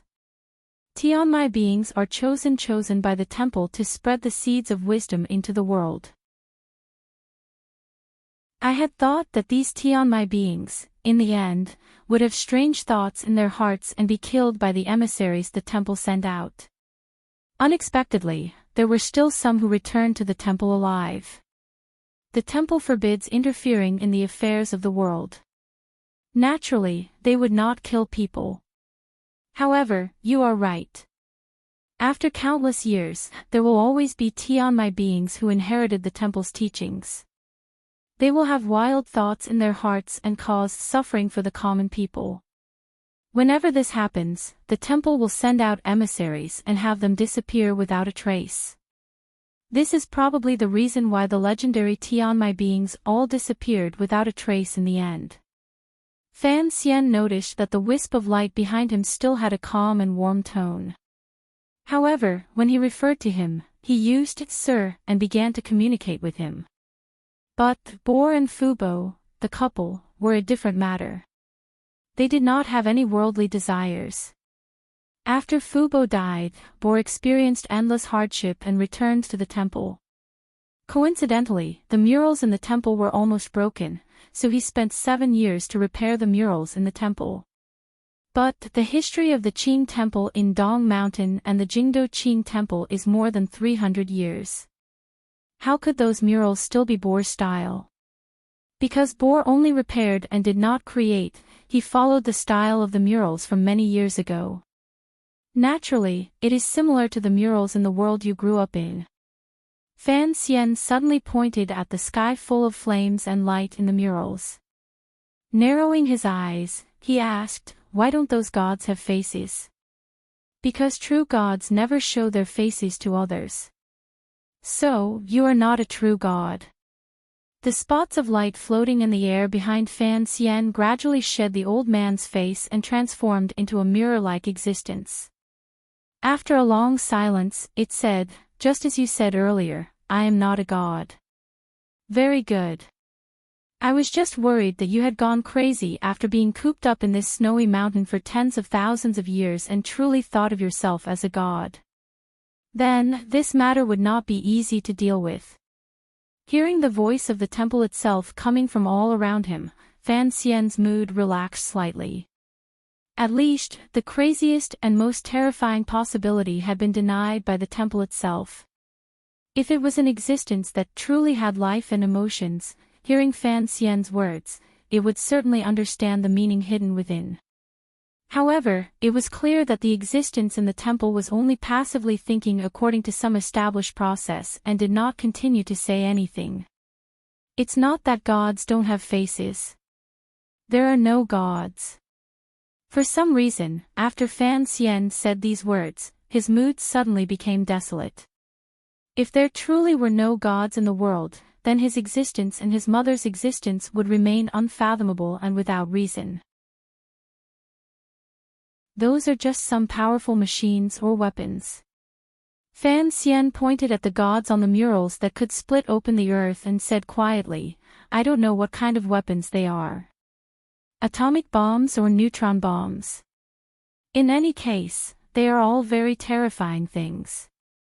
After the thread of light floating in the air heard Fan Xian's words, the mirror-like surface suddenly gave off a powerful ripple. It was as if it was undergoing intense thinking. Perhaps it was because Fan Xian had said something it had never imagined it would hear that made it unable to analyze it clearly in a short time. The light in the building was not very dazzling. It was faint and gently sprinkled on Fan Xian's body like it was giving him a layer of holy light. Perhaps it was because of the need to preserve the exhibits or because the temple's energy was about to run out, but the light was not very bright. Fan Xian walked forward silently until he had seen all of the murals. Only then did he return to the center of the building. Turning his head back to look at the thread of light floating in the air, he was silent for a long time. He then said, "By now, you should know that I am not a normal person. My 2 companions are not here at this time, so I think you don't have to be afraid of anything. You can tell me about the temple's origins." The mirror-like surface formed by the light sank into a deathly stillness. It seemed to be analyzing whether or not Fan Xian's request could be approved. Throwing a brick to attract jade. Let me throw a brick first. Fan Xian coughed and felt a wave of weakness. Slowly, he sat down on the icy ground. As he slowly absorbed the yuan-qi that was everywhere between heaven and earth, he slowly said in a raspy voice, "The temple is a historical site, the remains of some civilization. Using your words, this is a military museum. Thus, it keeps the top and most terrifying existences of that civilization. You won't tell me the history of the temple, so I can only guess based on these murals and some of my knowledge. That civilization is certainly one I am familiar with." Fan Xian slowly closed his eyes and thought of what Shaoan had said in the cave, as well as what Uncle Wu Zhu had once said. Not long after his mother escaped the temple the first time, she should have returned to the temple to find Uncle Wu Zhu. Since that was the case, the chest should have been stolen from the temple by his mother the second time. There was a barret in the military museum, so it was clear that this museum had existed much later than when Fan Xian had left. Furthermore, it was a civilization of the same origin. Fan Xian did not believe that some ancient civilization could make a gun that was exactly the same as the one he had made. He thought of the familiar civilization of the same origin as the world he had once lived in. It had already become a shadow in history, a broken temple in the snowy mountains that people could not touch. The people Fan Xian, no, the people Fan Shan had once loved, hated, and pitted had long become wisps of ghosts in the long river of time. The things he had once wandered, seen, and admired had all become yellow sand. A glimmer of pain grew in his heart. The pain was not very strong, but it was particularly clear. It was sour and particularly frustrated. He had never seen anyone before or after. Other than Yi Qingmei, there was only him. The world was long. How could he endure it? Such tens of thousands of years of loneliness had fallen on his body alone. How heavy was it? Fan Xian sat on the ground and coughed repeatedly. His breathing was hurried. After a long time, an indifferent and dim light rose in his eyes. His expression was not a smile. Looking at the mirror in the air formed from light spots, he asked, "As someone who once traveled with you, can you tell me exactly how that world was destroyed? Did a madman really start to throw nuclear bombs around for fun?" The mirror of light was as smooth as ice. After a long time, the warm and steady voice rang out in all directions inside the building. It was a great battle in the divine realm. The immortals all used shocking treasures and raised shocking waves. The ground changed shape, and volcanoes erupted. Enough. Fan Xian's angry voice rang out in the empty building. He stared fixedly at the mirror and coughed violently. In the end, he coughed up a trickle of blood. He stubbornly wiped away the blood at the corner of his lips and cursed at the mirror, "I am that stupid person from the divine realm. Don't talk about this shit. You're a F*King Broken Museum, not some F*King Temple." Inside the Qing royal palace, full of spring, a clear and icy voice slowly rang out in the royal study. The wooden door to the royal study was slightly open to make it easier for air to enter. Eunuch Yao and the other eunuchs and serving girls waited carefully outside the room and did not enter. Living high in the temple, one worries about the people. Living far from the Jianghu, one worries about the ruler. There is worry about advancing and worry about retreating. But, when should one be happy? It must be said, first worry about the worries of the world, then enjoy the joys of the world. Fan Ruoruo quietly finished reading the article and closed the page. She then walked to a corner of the royal study and began to stare blankly. She looked at the flourishing spring trees outside the window and couldn't help but think of her brother. She heard that they had gone north. What was there in the north? Was the legendary temple in the north? She heard that the extreme north was covered in ice and snow all year round. It was not a place normal people could get close to. Was her brother well? It was already the end of spring. 4 months had passed since the last change in the palace. The entire royal palace was enveloped in a warm and beautiful sunlight. However, the royal study maintained an icy coldness. The Qing emperor lay on a soft couch with a thin blanket covering his body. His face was pale, and his eyes were lifeless. Following Fan Ruoro's gaze, he looked at the green trees outside the window. For some reason, the emperor particularly loathed the existence of these green trees. Perhaps it was because he felt that the passing of spring and the arrival of autumn and the replacement of all things was an irresistible rule of nature. Worry about the ruler, worry about the people. Back then, Enji spoke up in the northern Qi royal palace. In the end, he was forced by the little emperor to write a paragraph. In the end, he only wrote this paragraph without a head or tail, the emperor slowly said. The emperor opened his mouth and slowly said, I just don't understand. How could a boy who could write such words do such a disrespectful thing? After so much time had passed, the Qing court knew that the traitor Fan Xian had long escaped Jingdou. The intelligence reports sent back from the north accurately pointed to Fan Xian's whereabouts. What surprised many Qing officials was that after Fan Xian escaped Jingdou, he did not throw himself into the arms of the northern Qi court. Even more surprising was that the emperor seemed to only focus his anger on Fan Xian and did not begin a purge within the Qing kingdom. The emperor's eyes narrowed slightly. His sparse eyelashes were like an ominous broken autumn leaf as they drooped on his increasingly wrinkled face. His gaze flitted across Fan Ruoro's shoulder. Suddenly, he asked, Am I really not a good emperor? This was a lamentable and absurd question.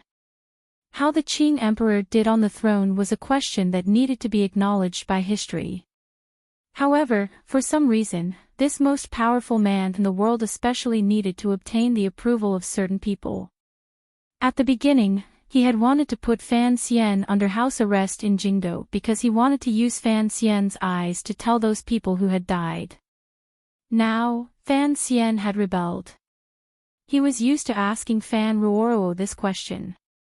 It was clear that he had asked this question more than once. Fan Ruoro didn't even turn her head. She calmly replied, This is not a question I should answer.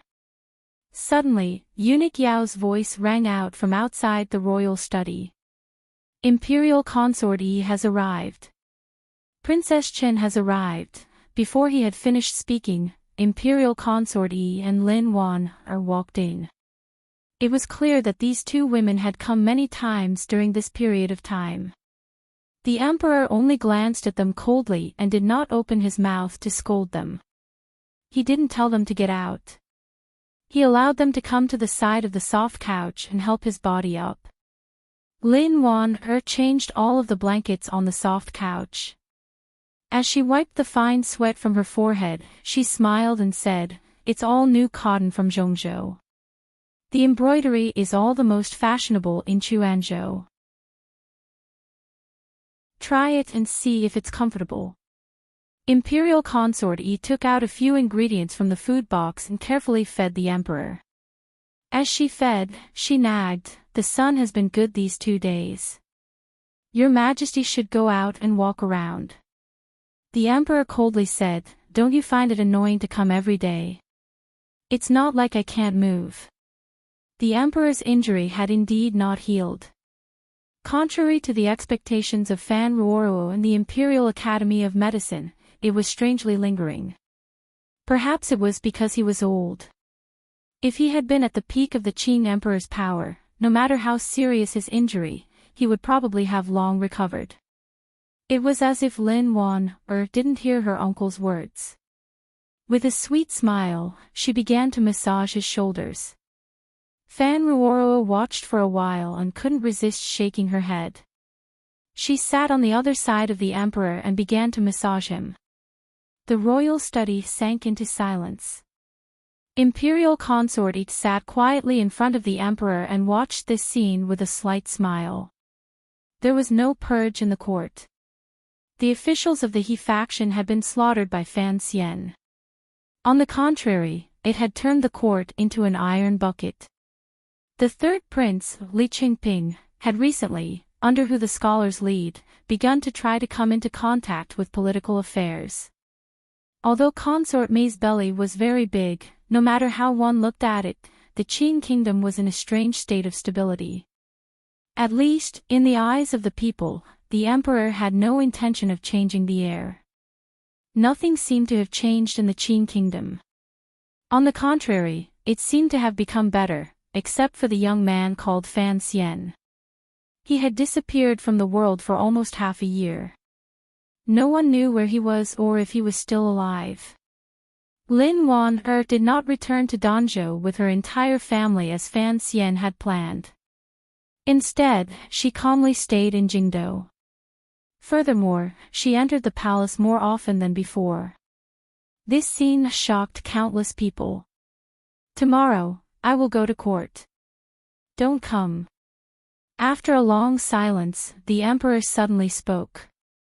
His tone was cold, but there was a thread of heaviness that was difficult to detect. Perhaps it was such a man who actually enjoyed the service of his family these days. However, these family members were, after all, the family of the son who dared to oppose him. "Yes, Your Majesty." Lin Wan smiled warmly and didn't say anything more. She knew exactly what she was doing. She also knew that she was only inheriting Fan Xian's thoughts. Don't hope for that kid to come back alive. If he does come back, even if I can spare his life, the officials of the world will not allow him to live. The emperor slowly closed his eyes. The corners of his lips drooped like his eyelashes. He appeared tired. Could Fan Xian come back alive? This was a question that weighed heavily on everyone's hearts. The emperor's words clearly cut off everyone's path of retreat. The emperor continued to close his eyes tightly and coldly said, "You all don't know why he had to find the temple, but I know that he wanted Lao Wu to come back and kill me. For such a heartless son, should I have any pity for him?" Now that the situation had developed to this point, the Qing emperor had already shown rare magnanimity by not beating all the people related to Fan Xian into dust. Of course, it was mostly because of the agreement between him and Fan Xian. After all, he didn't know if Fan Xian was dead or not. Although it seemed that since ancient times, no one had ever been able to find the temple on their own, much less rescue someone from the temple, the emperor still could not relax. He knew that a woman had once done it. Would his son with that woman bring another great surprise to the world? If Lao Wu truly came back with Fan Xian, what would happen to him? What would happen to the world? The emperor suddenly opened his eyes. A cold light shone through them. "Summon Yi Zhong into the palace."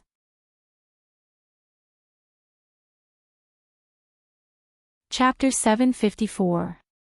The dark gray land was burning, the dark blue sea was burning, and the boundless sky was burning. Everything in the world seemed to be enveloped by the blazing flames, trying its best to squeeze out every bit of fuel in its body, adding it to the raging flames.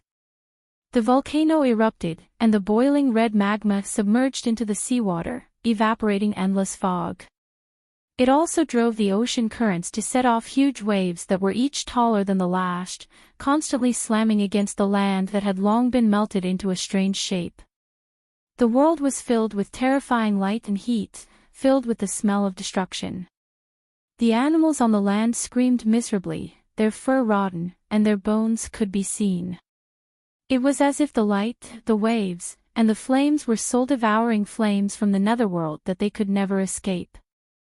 No matter how far they escaped from the burning forest, no matter how deep they dug into the deep holes under the grassland, they still could not escape the destruction that could destroy all living beings. The animals in the sea were also swimming uneasily, desperately avoiding the heat and poisonous gases that surged out from the deep trenches at the bottom of the sea.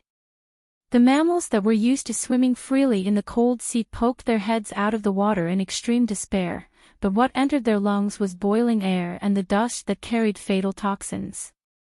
The birds in the sky were still flying with all their might, far away from the dazzling light in the sky, desperately flying towards the two ends of the land. The natural sensitivity of life made them know that they could probably only find the final paradise in those places where people rarely went. This was a great migration that was completely out of sync with the season, and in this migration, most of the birds still died on the way, landing on the withered land. There were very few birds that could truly hide from the blazing light and the black dust. The light in the world gradually dimmed, but the air was filled with dust and dark clouds, mercilessly blocking the round sun above their heads. The entire green grassland had long changed color. The animals that had survived the calamity gathered around a small pool, desperately fighting for the only clean water source. More than 30 large crocodiles hid in the depths of the pool, and countless animals around the pool gathered and began to dig small puddles. Some bold and strong carnivores bravely began to attack the crocodiles' territory. There were no longer any traces of birds in the sky, and the fish at the bottom of the sea had long been frightened into the coral reefs in the deep sea, not daring to come out. The sharks swimming around opened their large eyes in confusion, not knowing what had happened to this world and what had happened to their home. And on the surface of the sea, more than 10 huge sperm whales floated tiredly, occasionally flicking their tails weakly. Further away on the edge of the small island, the sea lions roared at the sky in despair and anger, mercilessly biting each other to vent the fear in the depths of their hearts. The animals gathered around the pool gradually died. Some died from killing each other, some died from inhaling the black dust in the air, some died from hunger, some died from thirst, and most of the animals actually died from drinking the water in the pool. The air was dry, and there were only countless pale bones left around the pool. Some were large, some were small, some were curled up, and some were crouching in fear. Their fur and flesh had long returned to the earth, leaving only these white bones in the surroundings, accompanying the most powerful reptiles in the pool, the reptiles that had not perished after tens of millions of years. After a few more days, the pool dried up. The large crocodiles that weighed hundreds of kilograms lay on the soil as if resigned to their fate, allowing the red mud on their backs to be burned by the not-so-blazing sun. They gradually died, gradually withered, gradually rotted, and gradually turned into shocking white bones. In reality, these powerful reptiles were actually dried up in the end. The sky was still deathly silent. Other than the thick black clouds that rolled and pressed down on the ground, there were no signs of life. The scene on the surface of the sea was even more cruel. Where the warm ocean currents met the cold currents in the northern part of the bay, countless large aquatic mammals either floated in the seawater by the island or sank to the quiet bottom of the sea. The whales, sea lions, and manatees had long become rotten flesh, polluting the entire seawater and turning the entire bay into a field of carnage. The air was filled with a foul stench. The scavenging animals struggled at death's door for a longer time because of these huge existences. They acutely sensed that the closer they were to the shore of the land, the more the world was filled with the aura of death, so they were very careful when eating. Finally, one day, the dry, gloomy, hell-like world finally rained. The rainwater struck the few remaining leaves at the edge of the grassland, waking up the insects hiding in their holes. Round water droplets rolled on the muddy ground, and a beetle happily washed its face. The rainwater gradually gathered and followed the ancient waterway, heading deep into the grassland. Along the way, it woke up countless creatures that used sleep to avoid destruction. The trickling river flowed into the pool surrounded by white bones. What was surprising was that a lizard hiding deep in the cracks of the rocks in the river was still alive. It stuck out its red tongue and clumsily stepped across the shallow water, licking the white bones in the crocodile's huge eye sockets. Occasionally, it would extend its right front leg and announce to the surroundings that it owned the pool. In any case, there were more than 1,000 white skeletons around the pool, and they had all sunk into silence. It was impossible for them to express any objections to its announcement. If those lions and baboons were still alive, the world would be different. No matter which world it was in, rain always represented life. This time seemed to be no exception. The black dust that filled the air was washed away by the rain. The dust that could not be blown away by the wind finally yielded to the power of the water god. A fresh and pleasant smell appeared in the air again. The creatures in the wilderness were born because of the water, gathered because of the water, and began a happy new life after the disaster. They began to hunt and kill each other again. Even though it was a bloody hunt, it still carried a happy smell of life. However, these creatures did not know that the black dust carried by the rain that fell from the sky was terrifying. They also did not know that the rain could wash away the dust, but it could never wash away the invisible lines that filled the world but were enough to kill most life. When it rained, the sea was much calmer. The waves slowly pushed the corpses of the dead animals to the rocks on the shore, and the rotten smell was washed away by the rain.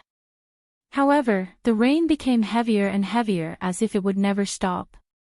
The animals that drank the rain began to feel that their lives were slowly leaving their bodies. They did not know why, but the instinctive fear made them feel despair. In the pouring rain, they used the last of their strength and began to carry out a cruel and ruthless killing. They did not even spare their own compatriots. After countless floods, big and small, life on land was once again dealt a heavy blow. Other than leaving countless corpses soaked in the muddy water, there was no longer any trace of life. The rotten corpses that piled up at the edge of the sea were beaten into disgusting bubbles by the rain. It had nothing to do with the fairy tale at all. However, heaven's punishment for this world did not seem to be over. After the rain came a sudden frost. From north to south, the air suddenly dropped by more than 10 degrees. The sun could not be seen in the world, and the season seemed to be in chaos. The deep cold of winter appeared in front of life that was already in danger. After the frost came the endless snow.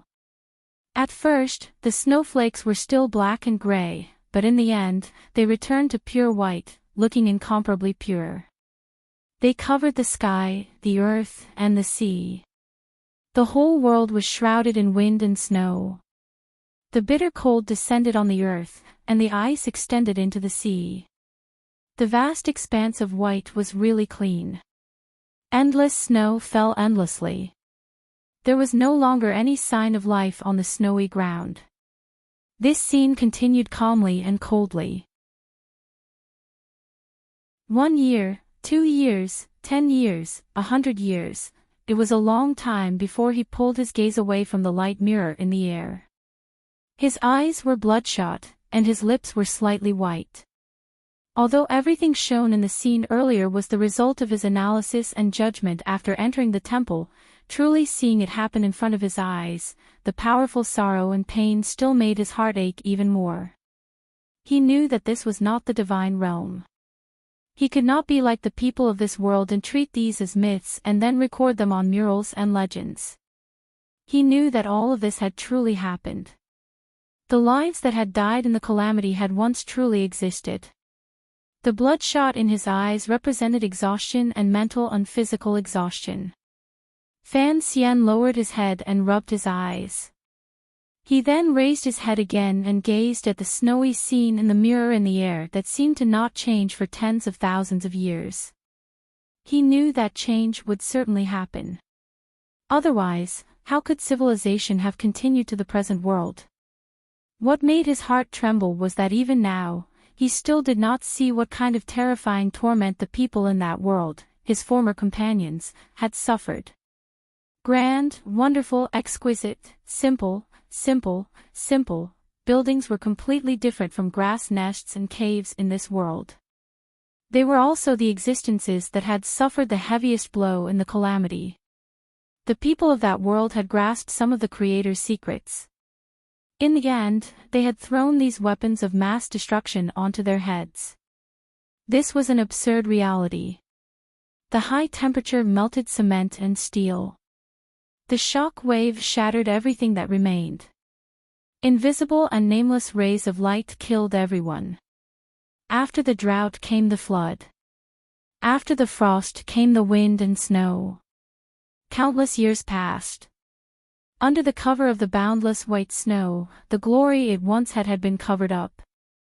No one knew that there had once been a race that had once been incomparably glorious in this world. After an unknown number of years of wind and snow, someone finally appeared in the scene once again. The destruction of civilization, the survival instinct of life, and the brutal killing appeared once again. In the wasteland, the only thing that could survive was to successfully display the side of animal nature that was most difficult for human nature to accept in order to survive. Fan Xian did not want to see this, so the scene quickly spun and moved. It was as if he was sitting in front of a time machine, watching the fall of civilization, the remnants of civilization, and the remnants of the fire of civilization disappear into the wastelands. He watched as the remaining tall buildings under the snow were eroded by the wind and snow and collapsed. After the ice and snow, the weeds took over their bodies. Using the power of time, feng shui, and nature, they turned into pieces of rock and rusted gravel. None of their original appearance could be seen. He watched as the people dressed in animal skins moved back into their caves, built grass huts, and picked up bone arrows again. However, they forgot words and language. Buildings rose, buildings collapsed, and buildings rose again. In the past, Fan Xian had always thought that civilization was the existence with the most life force. No matter how great of a blow it suffered, it could always rely on a few sparks to start a new prairie fire. However, as he watched the scenes flashing quickly across the mirror, only then did he know that civilization itself was the weakest thing in the world. When the material world that civilization relied on was lost, the spiritual aspect was always so easily forgotten. The scene flashed by in an instant, but hundreds of thousands of years had already passed in this world. The last glory did not leave any trace in this world and completely disappeared. Fan Xian watched all of this happen. His eyes were confused and slightly red. Sitting cross-legged on the ground, he clenched his fists tightly. In an instant, he saw 1,000 years. The stone beside him had not rotted, but tens of thousands of years had passed. He truly saw the sea turn into mulberry fields, the stars move, and the earth change. He saw the once bay become fertile soil. He didn't know if the nutrients left behind by the countless dead animals would be of any help to this change in the world. He saw the deathly grassland rise slightly after the volcanic activity calmed. Freed from the threat of the flood, a tribe of primitive people came from the northeast. They began to arduously chase away the wild animals and use slash-and-burn cultivation. After an indeterminable amount of time, a blind man covered in black cloth stepped through the ice and snow in the north and came to the tribe of ancient humans. He was called an emissary by later generations. The emissary came from the north and taught the skill of weaving nets. The people of the tribe bowed to the north and praised the favor of the gods. Another emissary came from the north and taught the method of knotting ropes to record events. The people of the tribe again praised the grace of the gods. Another emissary came from the north and taught the matter of writing. The people of the tribe built altars and painted paintings on the mountain walls. They praised the grace of the temple. Fan Xian buried his head deep into his knees. His hurried breathing made his back rise and fall. He was silent for an indeterminable amount of time. He finally understood most of the things. Ever since he confirmed that this was Earth, there were many things he did not understand. Why did the words used in this world just happen to be the words he knew in his previous life? Why did the words in this world not seem to have undergone an overly complicated process of evolution? It was as if they had been like this from the beginning. I have a question. Why is it that everything is gone, but you, or perhaps the temple, is still able to be preserved? Fan Xian's voice was very raspy. He had basically confirmed that the time of the calamity should have happened after his death. However, it could not have been too long after his death because he was unfamiliar with the construction and craftsmanship of this temple. However, in terms of technology and civilization, there was nothing he did not understand yet. On the smooth mirror of light, scenes of the tribe people's joys and sorrows continued to play out. The hot-blooded sacrifice during the opening up of the wastelands continued to play out. These remnant people who had experienced hundreds of thousands of years of cold and deathly stillness had long forgotten that they were ancient existences too far away. However, they were, after all, humans who had already evolved once. When the environment of this world allowed them to move about relatively freely, the intelligence hidden deep in the collective unconscious finally exploded. In particular, the black-clothed emissary from the north would descend upon the tribe every once in a while and bring the grace of the temple. This quickly catalyzed the progress of human society and civilization. Just like a game with a plug-in, the scene in the light mirror progressed extremely quickly. It seemed like the human race did not spend hundreds of thousands of years to develop to its present state. However, since many years ago, the black-veiled emissary had never appeared in the world again. The ones who took up this task were the emissaries who walked the world, as well as the Tianmai practitioners who were taught by those emissaries. When Fan Xian asked his question, the scene in the mirror just happened to stop on a lone peak. Countless commoners were frantically and courageously digging stone steps on the mountain. They then transported stone and wood to the summit of the mountain to build a temple there. This lonely sea was by the sea. Half of the mountain was like green jade and as smooth as a mirror. It faced the sun of the East Sea.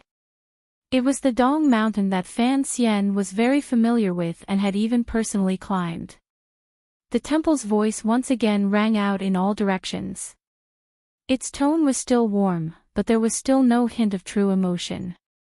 For the museum's beautiful appearance to be preserved, it is all due to luck.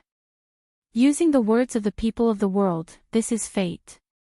Yes, other than fate and luck, what else could explain the ruins of a civilization from hundreds of thousands of years ago still lying quietly in the snowy mountains, calmly and warmly watching each step of the remnant people of the world?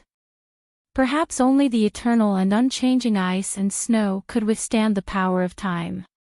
Nature's unintentional destruction did not make the temple disappear without a trace in the long river of time like those grand buildings. The temple used solar energy. Perhaps this was one of the reasons. However, it was clear that the ancient war could not bring about such a large change in the world. Did something big happen to the earth itself? Fan Xian could have thought deeply about this question, but the emotions in his head were unusually violent, particularly when he saw the black-clothed blind emissary and the scene on the jade wall of Dong Mountain that appeared at the end. It made his mouth dry and tongue dry. He was unable to speak. If everything in the scene was true, then what was Uncle Wu Zhu? A prophet of the entire human society. A teacher. Thinking of how he had grown up with Uncle Wu Zhu and had truly lived by the side of a legend, Fan Xian's body couldn't help but tremble. But, I don't believe that you are the only place left in the world. Fan Xian's raspy voice trembled. It sounded strange.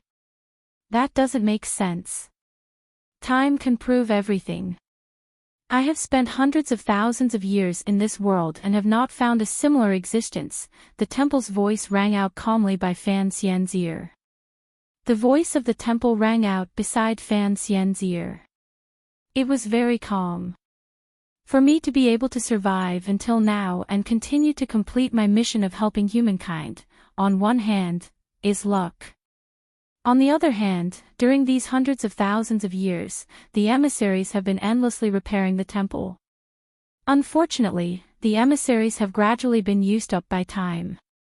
Although the temple's voice said it was a pity, there was no such emotion in its tone. Fan Xian closed his eyes and thought deeply for a long time. He then pointed at the great Dong Mountain in the mirror and the temple that was gradually being completed. I've been to this place before. Why did you send out a prophecy through the emissaries and build a temple there? As he passed by Dong Mountain from the sea, each time he saw the neat and tidy jade wall that seemed to have been cut by a god's sword, Fan Xian's state of mind would waver. Looking at the impossible scene in this world, he always felt that the jade wall did not seem to be formed naturally. If it was done by a human, what kind of power did it take? What Fan Xian didn't understand the most was why Uncle Wu Zhu had gone to Dong Mountain to recover after he was injured. Why did the emperor choose Dong Mountain for his final battle? To commemorate. The temple's voice was silent for a moment. It then said that was the starting point of the battle. It was the weapon that humans used to kill each other. In the end, it created a result that even humans themselves could not have predicted. As for the final imprint, it was that neat and tidy jade wall. That city had long ceased to exist. Half of that mountain had been melted by the heat. In the end, it became what it is now. Fan Xian closed his eyes tightly. His eyelashes trembled slightly. It was not until today that he learned of this secret. Dong Mountain had been the point of the battle. A mountain range had been melted into a lone peak hanging by the ocean. The rocks had been melted by the high temperature into a green jade wall. How exaggerated and terrifying was this? Thus, the radiation left behind on Dong Mountain is the most powerful. It is also the most powerful yuan-qi in the world. Fan Xian's raspy voice rang out as he spoke of his deduction. If my deduction is correct, I don't understand why the radiation from killing people can become yuan-qi in the world. If the people of the world are truly the remains of a previous generation of humans, why do they have things like meridians in their bodies? Because humans are the stupidest species in the world and also the smartest. Most importantly, they are the species most able to adapt to their environment, the temple's voice replied. Concerning this, I have absolute confidence.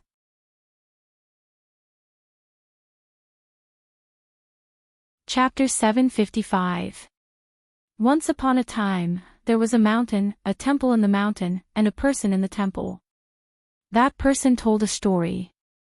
He said, once upon a time, there was a mountain. If Fan Xian's experience in the temple continued to develop like this, without question, the people everywhere in the world who were eagerly waiting for him to live or die would be covered in many layers of cobwebs and then dragged to death.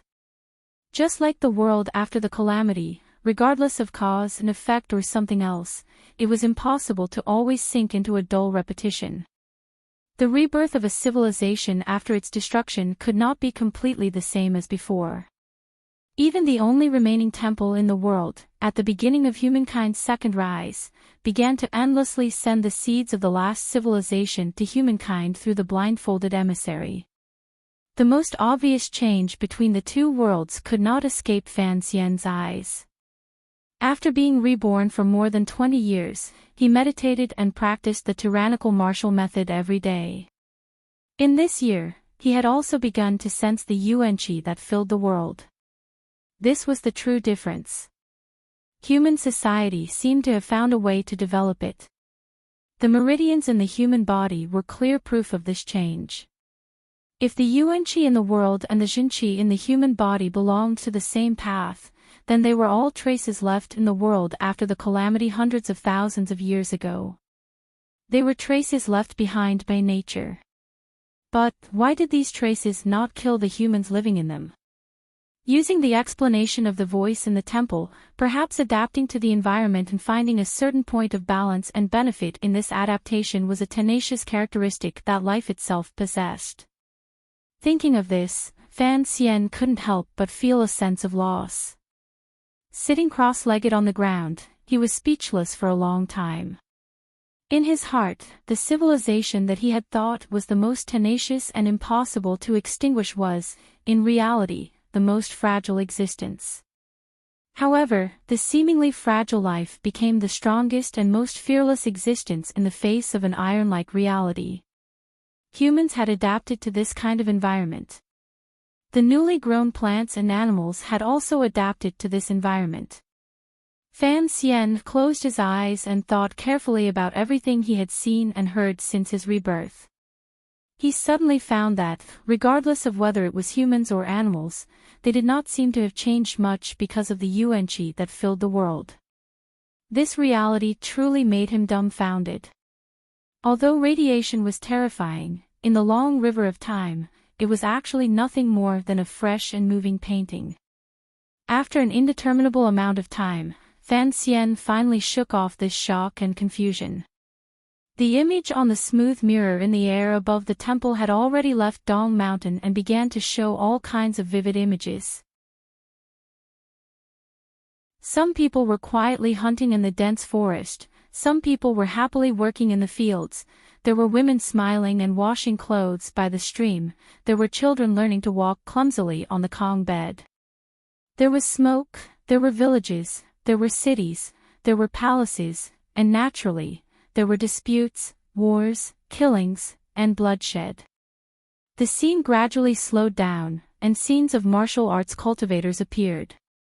They were either sitting on a lotus or spread out on a mountain peak, incomparably tenacious, eating and sleeping in the open. Over the years, they looked up at the sky and down at the sea, looking out at the wilderness, looking straight into the heart, breathing in the residual qi of heaven and earth, exhaling the turbid qi of the body, and finally one day, the martial arts of the continent gradually formed. Come. Fan Xian felt that when he saw these scenes, he did not feel as if he was floating. It was all thanks to the solid foundation laid down by the Overwatch Council's education when he was young. Even so, after seeing the true scene of the land changing, his state of mind was still shaken. A bitter and strange smile rose to the corners of his lips. Facing the mirror in front of him, he called out in a raspy voice, "Tell me, since martial secrets and such things are cultivated by people, why are there so many powerful things in the temple?"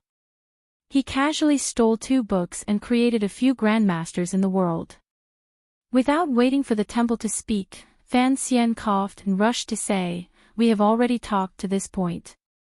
Presumably, you have long analyzed my origins.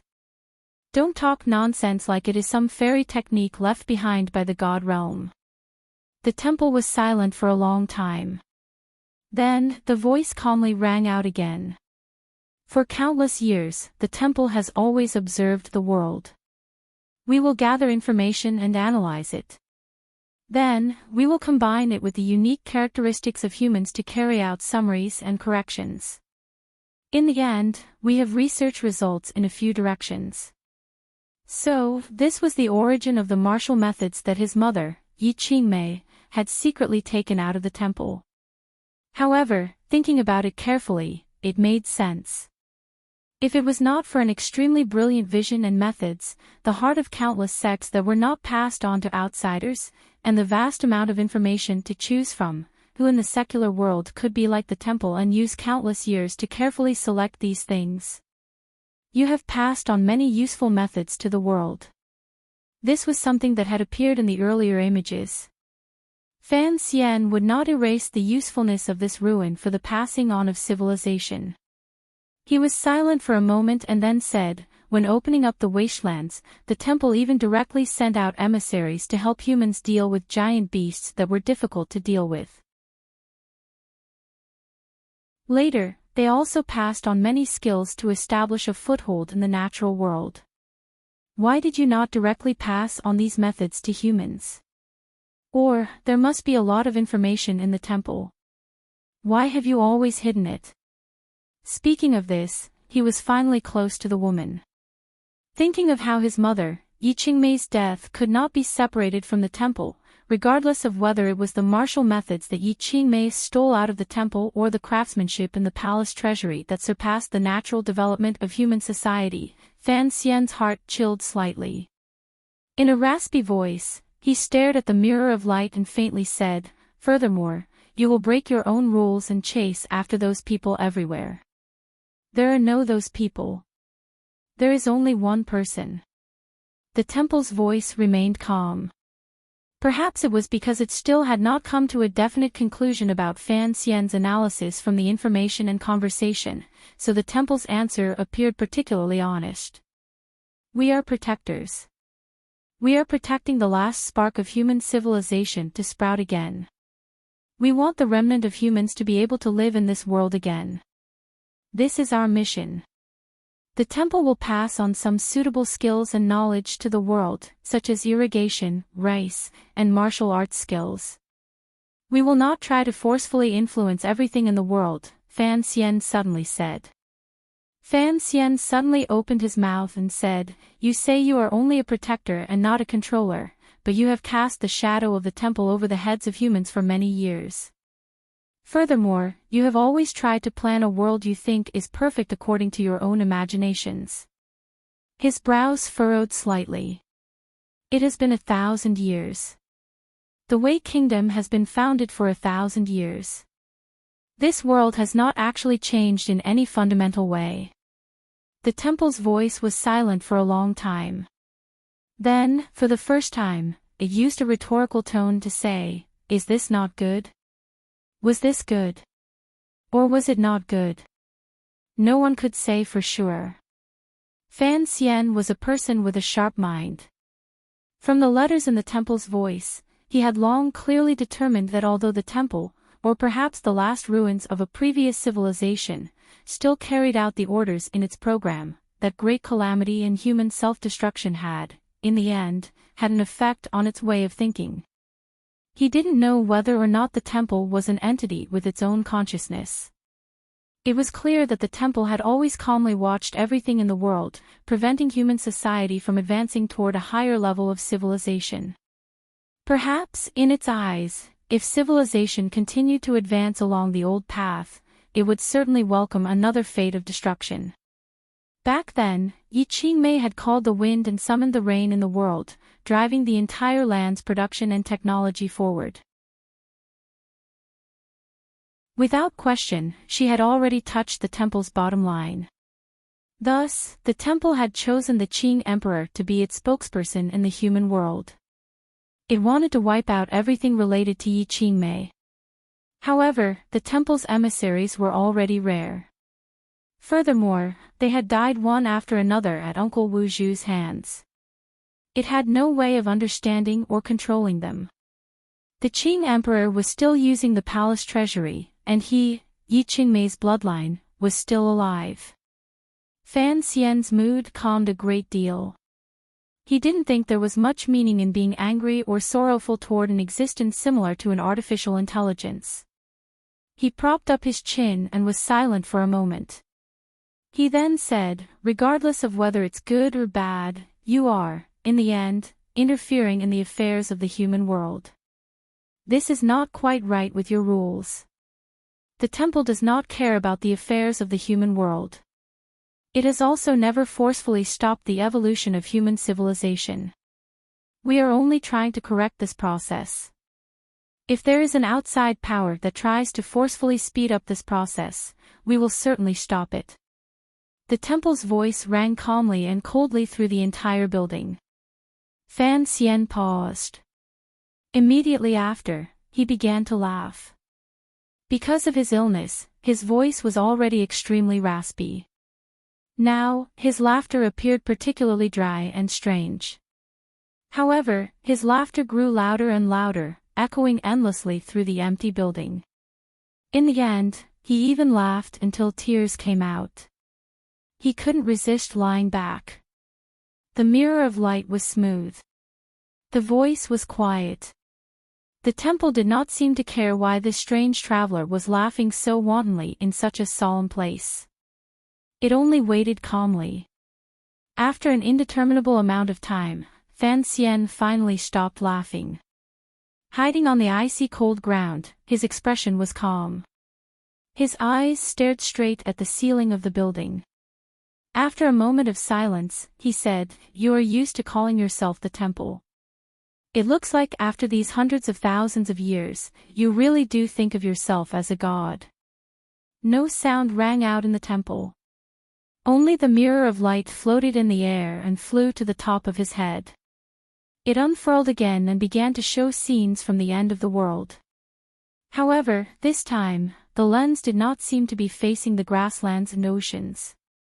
Instead, it was directly facing the people who had suffered endlessly. Fan Xian furrowed his brows. He knew that the temple wanted to use these images to carry out a wordless explanation. These soundless images were truly shocking, but he didn't want to see them. Straightforwardly, he said, "Turn it off. It's not like it's a true romantic painting." The mirror of light floating in the air gradually restrained itself and lost its luster. It became a flat scroll. It moved from the two sides to the center and gradually closed the image.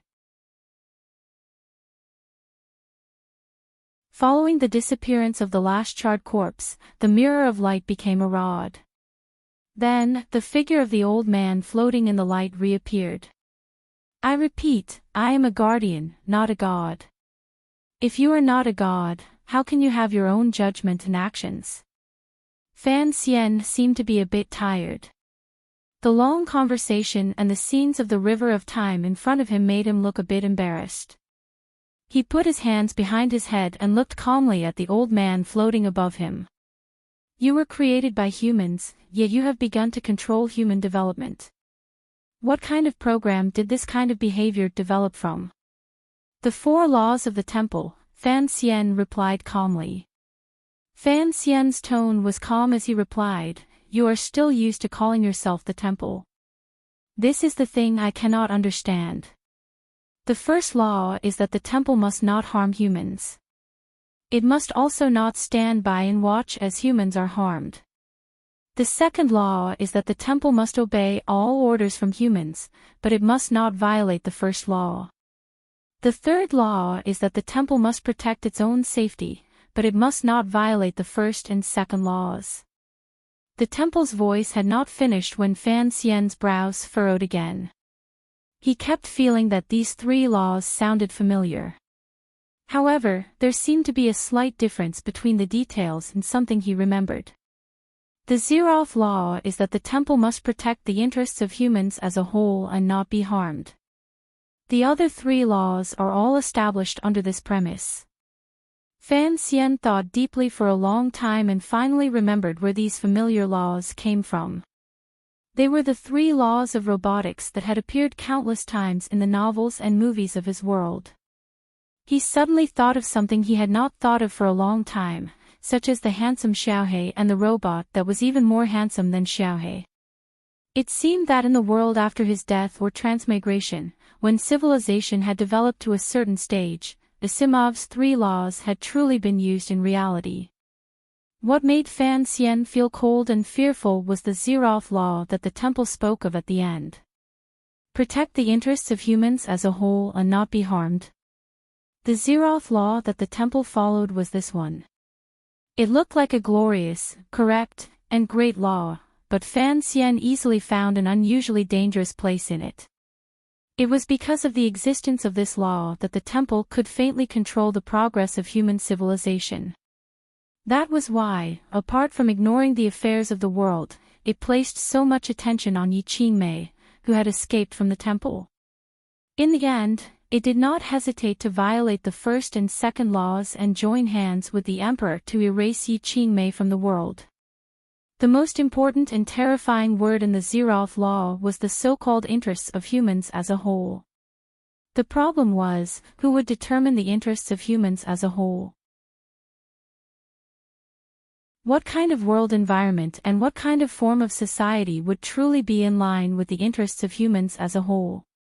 In the temple's view, if they followed the old path and walked step by step toward the peak of human civilization, the appearance of firearms and even more powerful weapons would only destroy all of human society. Naturally, they would feel that this was not in line with the interests of humans as a whole. However, things like technological civilization, things that could make the lives of the poor people who worked hard in the fields and the refugees who sold their children better, could they never appear in this world? Fan Xian was not a person who believed in technology, but he still firmly believed that the people of the 21st century in that world would certainly live much more happily than the people of the 17th and 18th centuries. Interests of humans as a whole. This was a chaotic and even absurd word. Could it be decided by an emotionless, non-human intelligence that perhaps rarely made mistakes? Fan Xian's face was slightly pale. He looked at the old man floating above his head and was silent for a long time. He then asked, "Where exactly are the interests of humans as a whole?"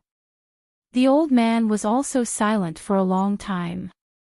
He then said, "The temple does not know, but the temple knows that some paths cannot be taken. No wonder the last time the emissaries came ashore from the south, they killed so many innocent people along the way. If the three laws were truly effective, how could such a situation have occurred?" Fan Xian looked at the old man and said in a slightly trembling voice, "For the vague concept of the interests of the whole, you can do whatever you want. Don't you think this is very dangerous? The temple has methods of self-control. This is a kind of dated judgment," the old man said calmly. "The temple cannot just watch as humans walk down the old path. Should I thank you or scold you?"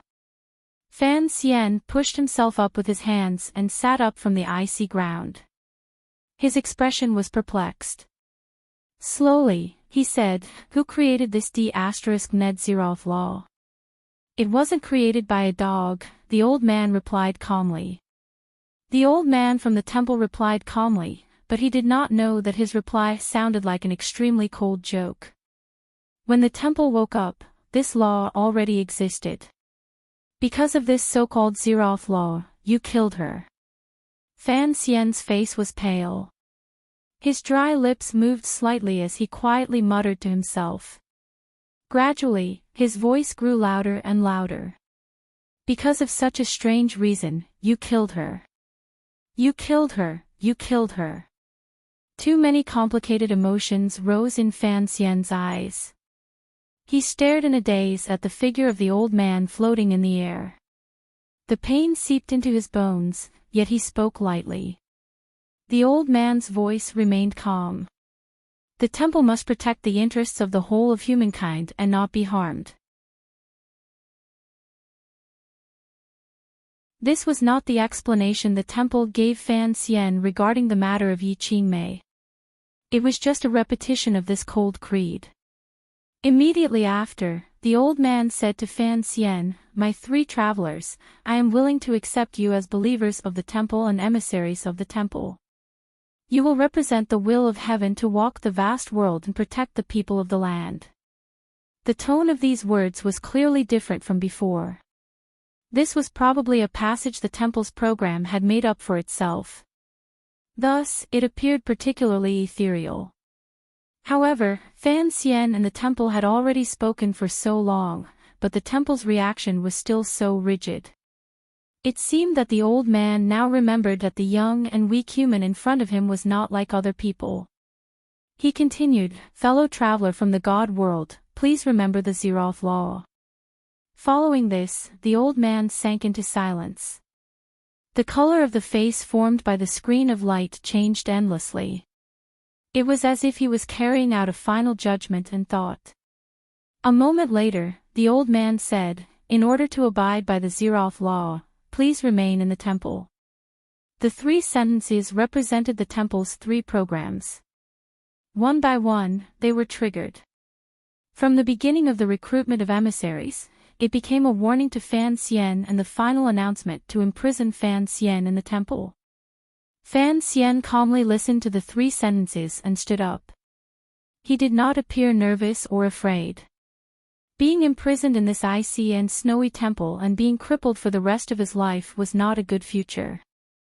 Although the temple's energy source was showing signs of drying up, presumably, there had to be some way to produce food. Otherwise, Yi Qingmei would not have been locked up for so many years. However, Yi Qingmei, who was only 4, could rely on Ku He and Xiao En to escape the temple. Furthermore, Fan Xian had 2 companions waiting quietly outside. Fan Xian was not worried about anything. He just looked calmly at the old man in the air. After a moment of silence, he suddenly opened his mouth and said, "Insults and threats are not true battles. Furthermore, there doesn't seem to be any need to get angry at an inanimate object like you," he said in a raspy voice. "It's useless for you to threaten me. For some reason, I keep having the urge to insult you. Son of a b*tch. Fan Xian spat out a mouthful of phlegm. It passed through the old man's floating, radiant clothes and landed with a splat on the ground. Immediately after, he patted his buttocks and turned to walk toward the main door. He threw down a few words to the old man from the temple. "You're just a ball of fireflies right now. How dare you pretend to be a flame monarch in front of me? I've already given you enough face by talking a few words with you, yet you want to lock me up for the rest of my life." Fan Xian walked all the way to the main door of the empty building. Nothing strange happened. The figure of the old man floating in the air only watched him leave quietly. Placing his palm firmly on the mechanism to open the door, Fan Xian turned his head. Narrowing his eyes, he said in a cold voice, "I'm not afraid to tell you, I am Yi Qingmei's son. The wooden messengers in your temple have long been killed by my uncle. It's still the same old saying. Do your job as a guide with a good future. Don't always think about pretending to be some god." Pausing for a moment, Fan Xian smiled coldly and said, "If you make me angry, I'll tear down your solar panels and go back to Danzhou to boil hot water for a bath. I'll tear down your mainframe and have my son kneel for a CPU. What are you trying to scare me for?" The main door was pulled open abruptly. A world of ice and snow returned to his eyes. Fan Xian stepped out of the main door of the undamaged building. Narrowing his eyes, he greedily looked at the true scene in this world. He threw all the shocking scenes he had seen earlier to the back of his mind. He took a deep breath and roared loudly. His voice echoed through the entire snowy mountain and valley. He didn't know where the temple's weakness was, and he didn't want to take the risk. Yi Qingmei was such a stunning figure. She had successfully taken away the most valiant Uncle Wu Zhu in the temple, yet she had never thought about destroying the temple. She must have had her own considerations. The thought of revenge for Yi Qingmei, after seeing the changes in the world, had miraculously evolved into some other emotion, although it had not faded. Most importantly, once Uncle Wu Zhu entered the temple, he was unable to leave. This seemingly broken-down place must have a truly terrifying aspect. Fan Xian appeared to be unbridled earlier because he knew that a dead object like the temple could not have any unnecessary emotions such as holding a grudge against him venting. He just wanted to vent the bitterness in his heart. After the echoing cries crashed into the snowy mountain countless times, they gradually weakened. Two figures swept past the stone platform in front of the building as quickly as possible and came to Fan Xian's side. They looked at him with nervous and worried gazes. Fan Xian glanced at Haitang and 13th Wang. With great difficulty, he pulled his lips into a smile. He did not plan on telling anyone everything he knew in the building because there was no need. He would let his one remaining enjoy the loneliness, pain, and helplessness alone. "Did you find it?" Fan Xian asked. 13th Wang nodded. Only then did Fan Xian notice that he was carrying a large black chest on his back. His mood immediately became nervous. His pupils constricted slightly. Suddenly, he felt that he seemed to have missed something.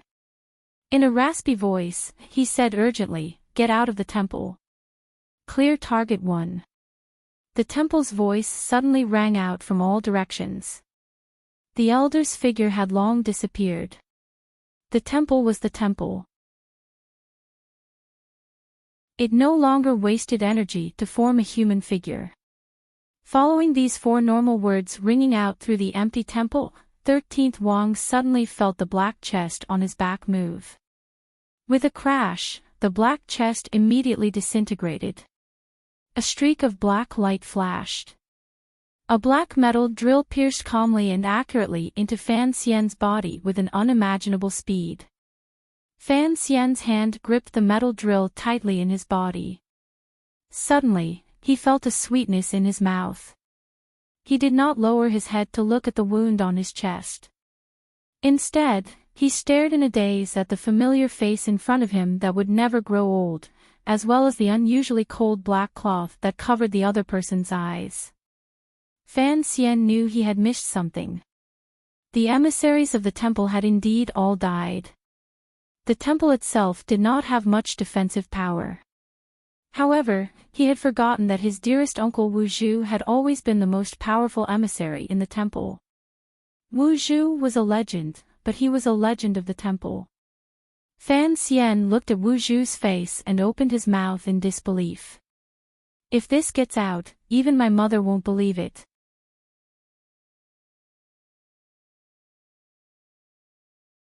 Chapter 756. As for how Fan Xian would deal with the temple, I thought for a long time and prepared countless philosophical questions, including things like paradoxes. Later, when I wrote it, I scratched my head. Damn, aren't I just a novice? Other than knowing how to play mind games, I haven't even read many books. How could I have this kind of grace? Other than the three great vulgarities in my mind, there is only the three great vulgarities. Now, I am fighting against the three vulgarities, so let's be more direct, more violent, and then, more warm, more sensational, and more romantic. Let me report to everyone, my favorite character in Wang Shuo's novels is still the air stewardess. Fan Xian's left hand gripped tightly around the metal drill in his chest. He felt the waves of coldness from the metal. As fresh blood gushed out, he felt a cold sweetness in his nose and throat. Even his body grew cold. The black cloth that was right in front of him was still not stained by a speck of dust. That plain and clean face with a hint of immaturity and not a single wrinkle seemed to be telling a story that had lasted for hundreds of thousands of years. Fan Xian stared in a daze at this familiar face. He found that he could no longer find a trace of familiarity on this face. It was clearly still this face, clearly still this black cloth, but he knew clearly that the person in front of him was no longer Uncle Wu Zhu. At least, in this instant, he was not Uncle Wu Zhu. This person was clearly that person, but this person was not that person. They had known each other for 20 years. Now, they met like strangers. What a sorrowful and depressing thing it was. When Fan Xian saw the large chest on 13th Wang's back, a warning rose in his heart. He did not feel the joy of finding Uncle Wu Zhu and completing the greatest goal of his trip to the temple because he acutely sensed a problem. For the temple, Uncle Wu Zhu had once been its most powerful and experienced emissary. Now, he was its greatest traitor. Because Uncle Wu Zhu protected his mother and himself, countless emissaries of the temple had died at his hands. Since the temple had finally controlled Uncle Wu Zhu, how could it casually leave him in a place where 13th Wang could easily find him? Unless the temple was certain that it could completely control Wu Zhu, it would not care about Wu Zhu's movements. Based on this judgment, Fan Xian immediately ordered 13th Wang to take the box and break out of the temple. He firmly believed that as long as he left the temple's boundary, the temple would no longer be able to control Wu Zhu. However, all of this was too late. A streak of black light flashed through the air. The chest cracked open. Wu Zhu, covered in a black cloth, instantly moved from behind 13th Wang to in front of Fan Xian. He skewered his body like a shrimp. It was as if he didn't know Fan Xian at all. It was as if he had never risked his life for Fan Xian and his mother and never abandoned them. The moment he saw the black light, Fan Xian couldn't help but think of the scene Sir Shaoan had told him many years ago. When the doors of the temple opened and the 4-year-old ice and snow fairy Yi Qingmei escaped, a black light also flashed out. With only one move, he was smashed into a rolling gourd. Fan Xian stared at the black cloth on Wu Zhu's face and felt the sharp pain in his chest. He knew that the temple had probably used some method to erase Uncle Wu Zhu's memory again. It had even erased it into a blank. Fresh blood surged out from between Fan Xian's lips. His face was pale, but his gaze was determined.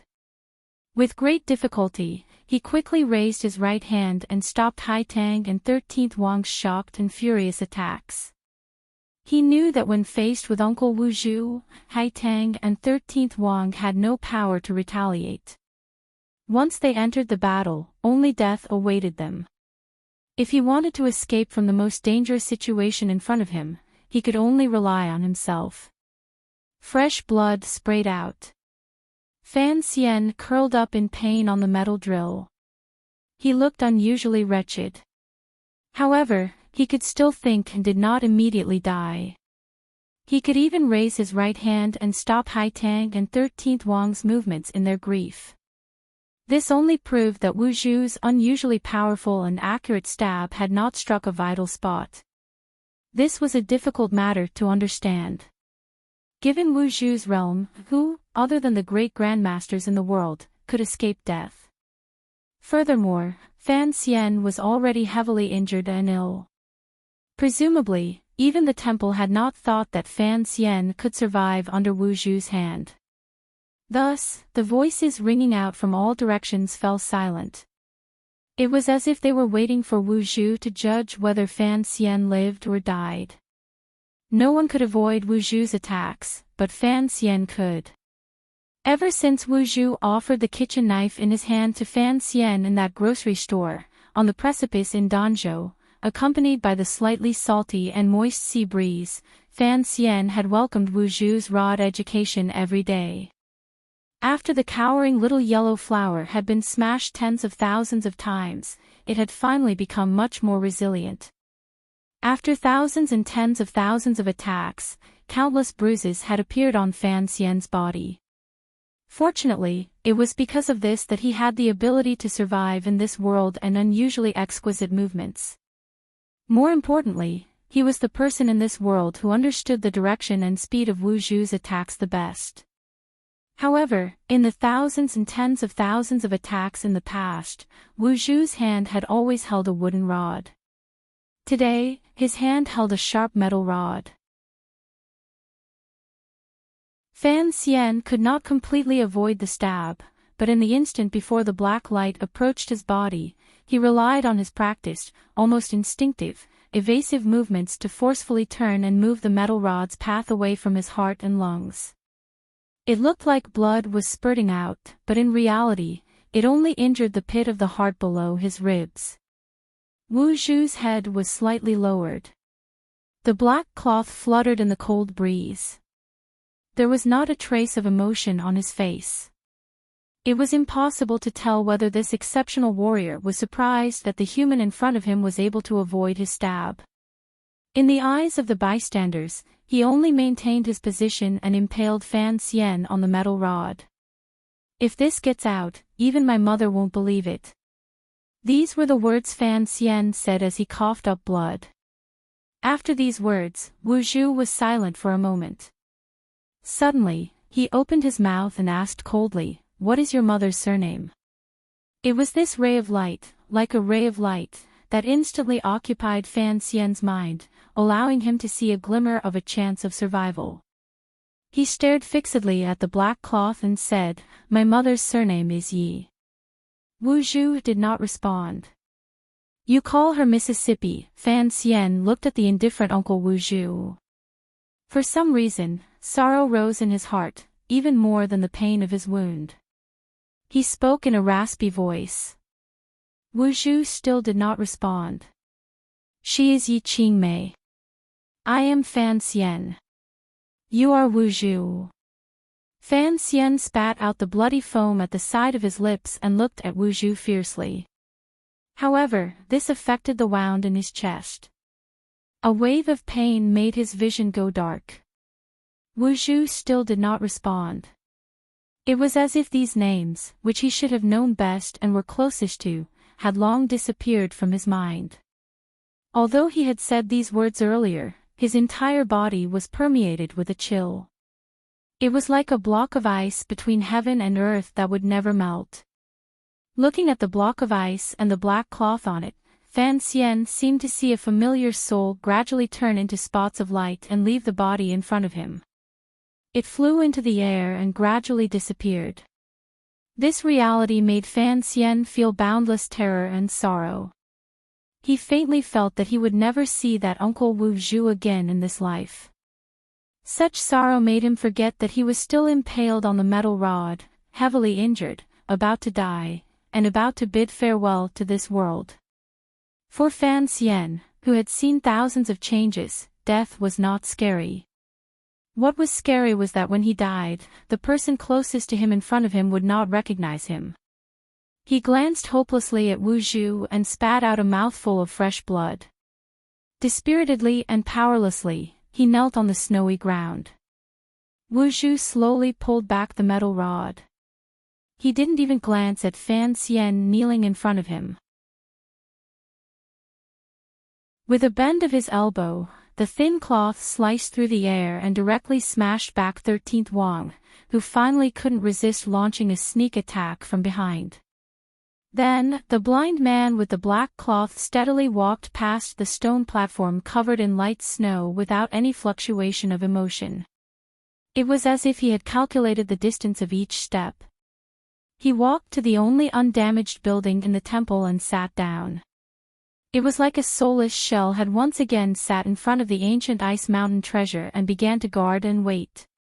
No one knew how many tens of thousands of years this wait would take. Fan Xian's body finally fell into the snowy ground. Fresh blood seeped out of his body. Haitang half knelt by his side and futilely helped him staunch the bleeding. She forcefully suppressed the sorrow and shock in her heart, but she could not suppress the hot tears in her eyes. Wu Zhu did not attack Haitang and 13th Wang probably because, in the temple's view, these two companions of Fan Xian could not affect the overall interests of humankind. Furthermore, it needed these two people to announce the existence of the temple to the world. This was a simple logical judgment and did not involve anything else. However, Haitang and 13th Wang did not understand. The two warriors of the human world looked at the blind man sitting cross-legged in front of the building and felt a chill all over their bodies. Haitang, in particular, could not understand why the blind master would attack Fan Xian. She also did not understand why the blind master would sit in front of that door. There was a faint feeling that perhaps in the long years to come, Fan Xian's closest uncle, the world's most mysterious plainclothed grandmaster, would perhaps stand guard in the temple for an unknown amount of time in the mountains. Fan Xian was about to die, but Haitang looked at the indifferent and expressionless Wu Zhu sitting there. She also felt a chill and frustration that was difficult to suppress. The temple recovered its calm. The warm, calm, and emotionless voice did not ring out again. Light snow once again fell from the sky. The surrounding snowy mountains glowed with a sparkling and translucent light as if they did not exist. Wu Zhu sat indifferently in front of the door, not moving at all. There was an indescribable loneliness and solitude. The snow fell endlessly. The cold wind blew. The human heart was rain and snow. Loneliness had no beginning and no end. Fan Xian looked at the swirling snow outside through the specially opened crack in the tent. There was not a trace of expression on his face. He was as cold as the blind man in the snowy mountains in the distance. Haitang and 13th Wang had gone through many difficulties to carry him down the snowy mountains and back to their camp. They had thought that Fan Xian would not be able to last a day. Unexpectedly, Fan Xian had relied on his cockroach-like life force to survive. From the moment he woke up, Fan Xian sank into silence. Haitang and 13th Wang knew that the emotions in his heart were complicated, so they did not try to disturb him. They only briefly recounted the scene after he fainted. Up until now, Haitang and 13th Wang still did not understand why the temple wanted Fan Xian to die and allowed them to live. Fan Xian's body was very weak. He had meditated for a number of days in a place with incomparably thick yuan qi. His body, which had gradually recovered, was on the verge of becoming useless because of the large amount of blood lost this time. However, Fan Xian did not feel a glimmer of disappointment or sorrow. He only looked coldly at the wind and snow outside the tent. He looked for many days as he carefully nurtured his body. According to the original plan, after they left the temple, they had to head south as quickly as possible to avoid the great wind and snow that would arrive after summer, as well as the most terrifying polar night. However, because of Fan Xian's injuries and his persistence, the camp remained behind the snowy mountains and did not move south. The worry between Haitang Duo and 13th Wang's brows grew stronger and stronger. Although they had gained nothing from their trip to the temple, at least for them, to be able to enter the temple alive and leave the temple alive was already an impossible mission in the mortal world. They could not hope for more. They understood why Fan Xian did not want to leave the snowy mountain. It was because the person he could not let go of the most was in the temple in the mountain. However, they did not know what mortals like them could do when faced with the mysterious temple. Haitang and 13th Wang were not Fan Xian. It was impossible for them to see through the truth of the temple. They only knew that even a powerful warrior like Wu Zhu still did not dare to disobey the temple's orders and strike ruthlessly against Fan Xian, who was closest to him. Under such circumstances, what could the three of them do by guarding outside the snowy mountains? Fan Xian did not think so. If he had to watch Uncle Wu Zhu guard alone in the Snow Mountain God Temple for millions of years, he would not do it even if he was beaten to death. Fan Xian had already vaguely guessed Uncle Wu Zhu's true identity. However, he still used the words alone to describe Wu Zhu. He knew that Wu Zhu was different from the temple. Uncle Wu Zhu had feelings and ties. He was not an ice-cold program. He was a living person. Fan Xian firmly believed in this. In the dark secret room of the Danzhou miscellaneous goods shop, he had seen a smile more brilliant than a flower. Furthermore, after recovering from his injuries on Dong Mountain, Uncle Wu Zhu seemed more and more like a person. Fan Xian didn't know when this change began.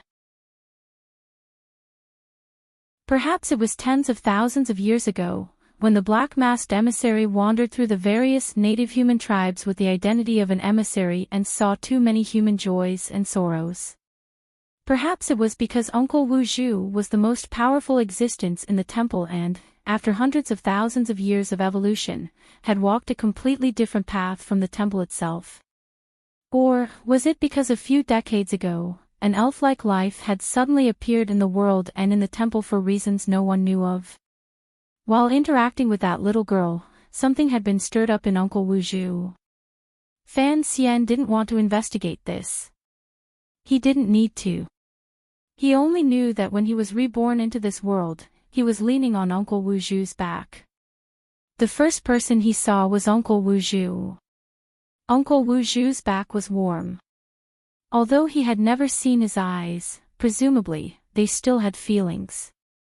Fan Xian didn't know how the temple had regained control of Uncle Wu Zhu.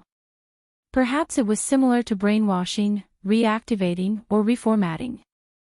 In any case, the intelligent and emotional life light in Wu Zhu's body could not be seen at this moment. This reality made Fan Xian feel particularly sorrowful and angry.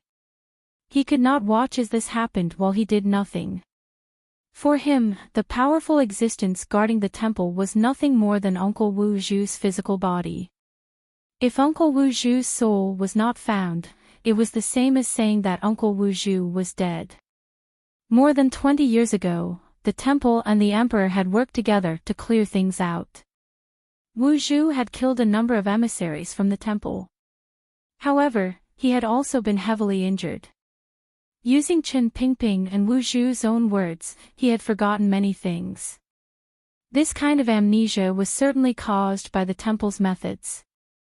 Fortunately, Wu Zhu had forgotten some of the things from recent years but remembered recent things clearly. He remembered Yi Qingmei and Fan Xian. However, Wu Zhu in the snowy mountain did not remember anything. Fan Xian's eyelids drooped slightly, but a bright light flashed through his pupils. His body was still weak, but he was unusually confident. He would not leave the snowy mountain. He had to return to the temple and bring Uncle Wu Zhu back. He had not died. Wu Zhu's stab had not killed him.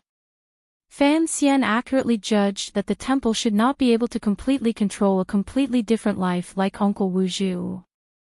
At least, those names, the names carved into Uncle Wu Zhu's life, had successfully interfered with Uncle Wu Zhu's actions and prevented him from killing Fan Xian.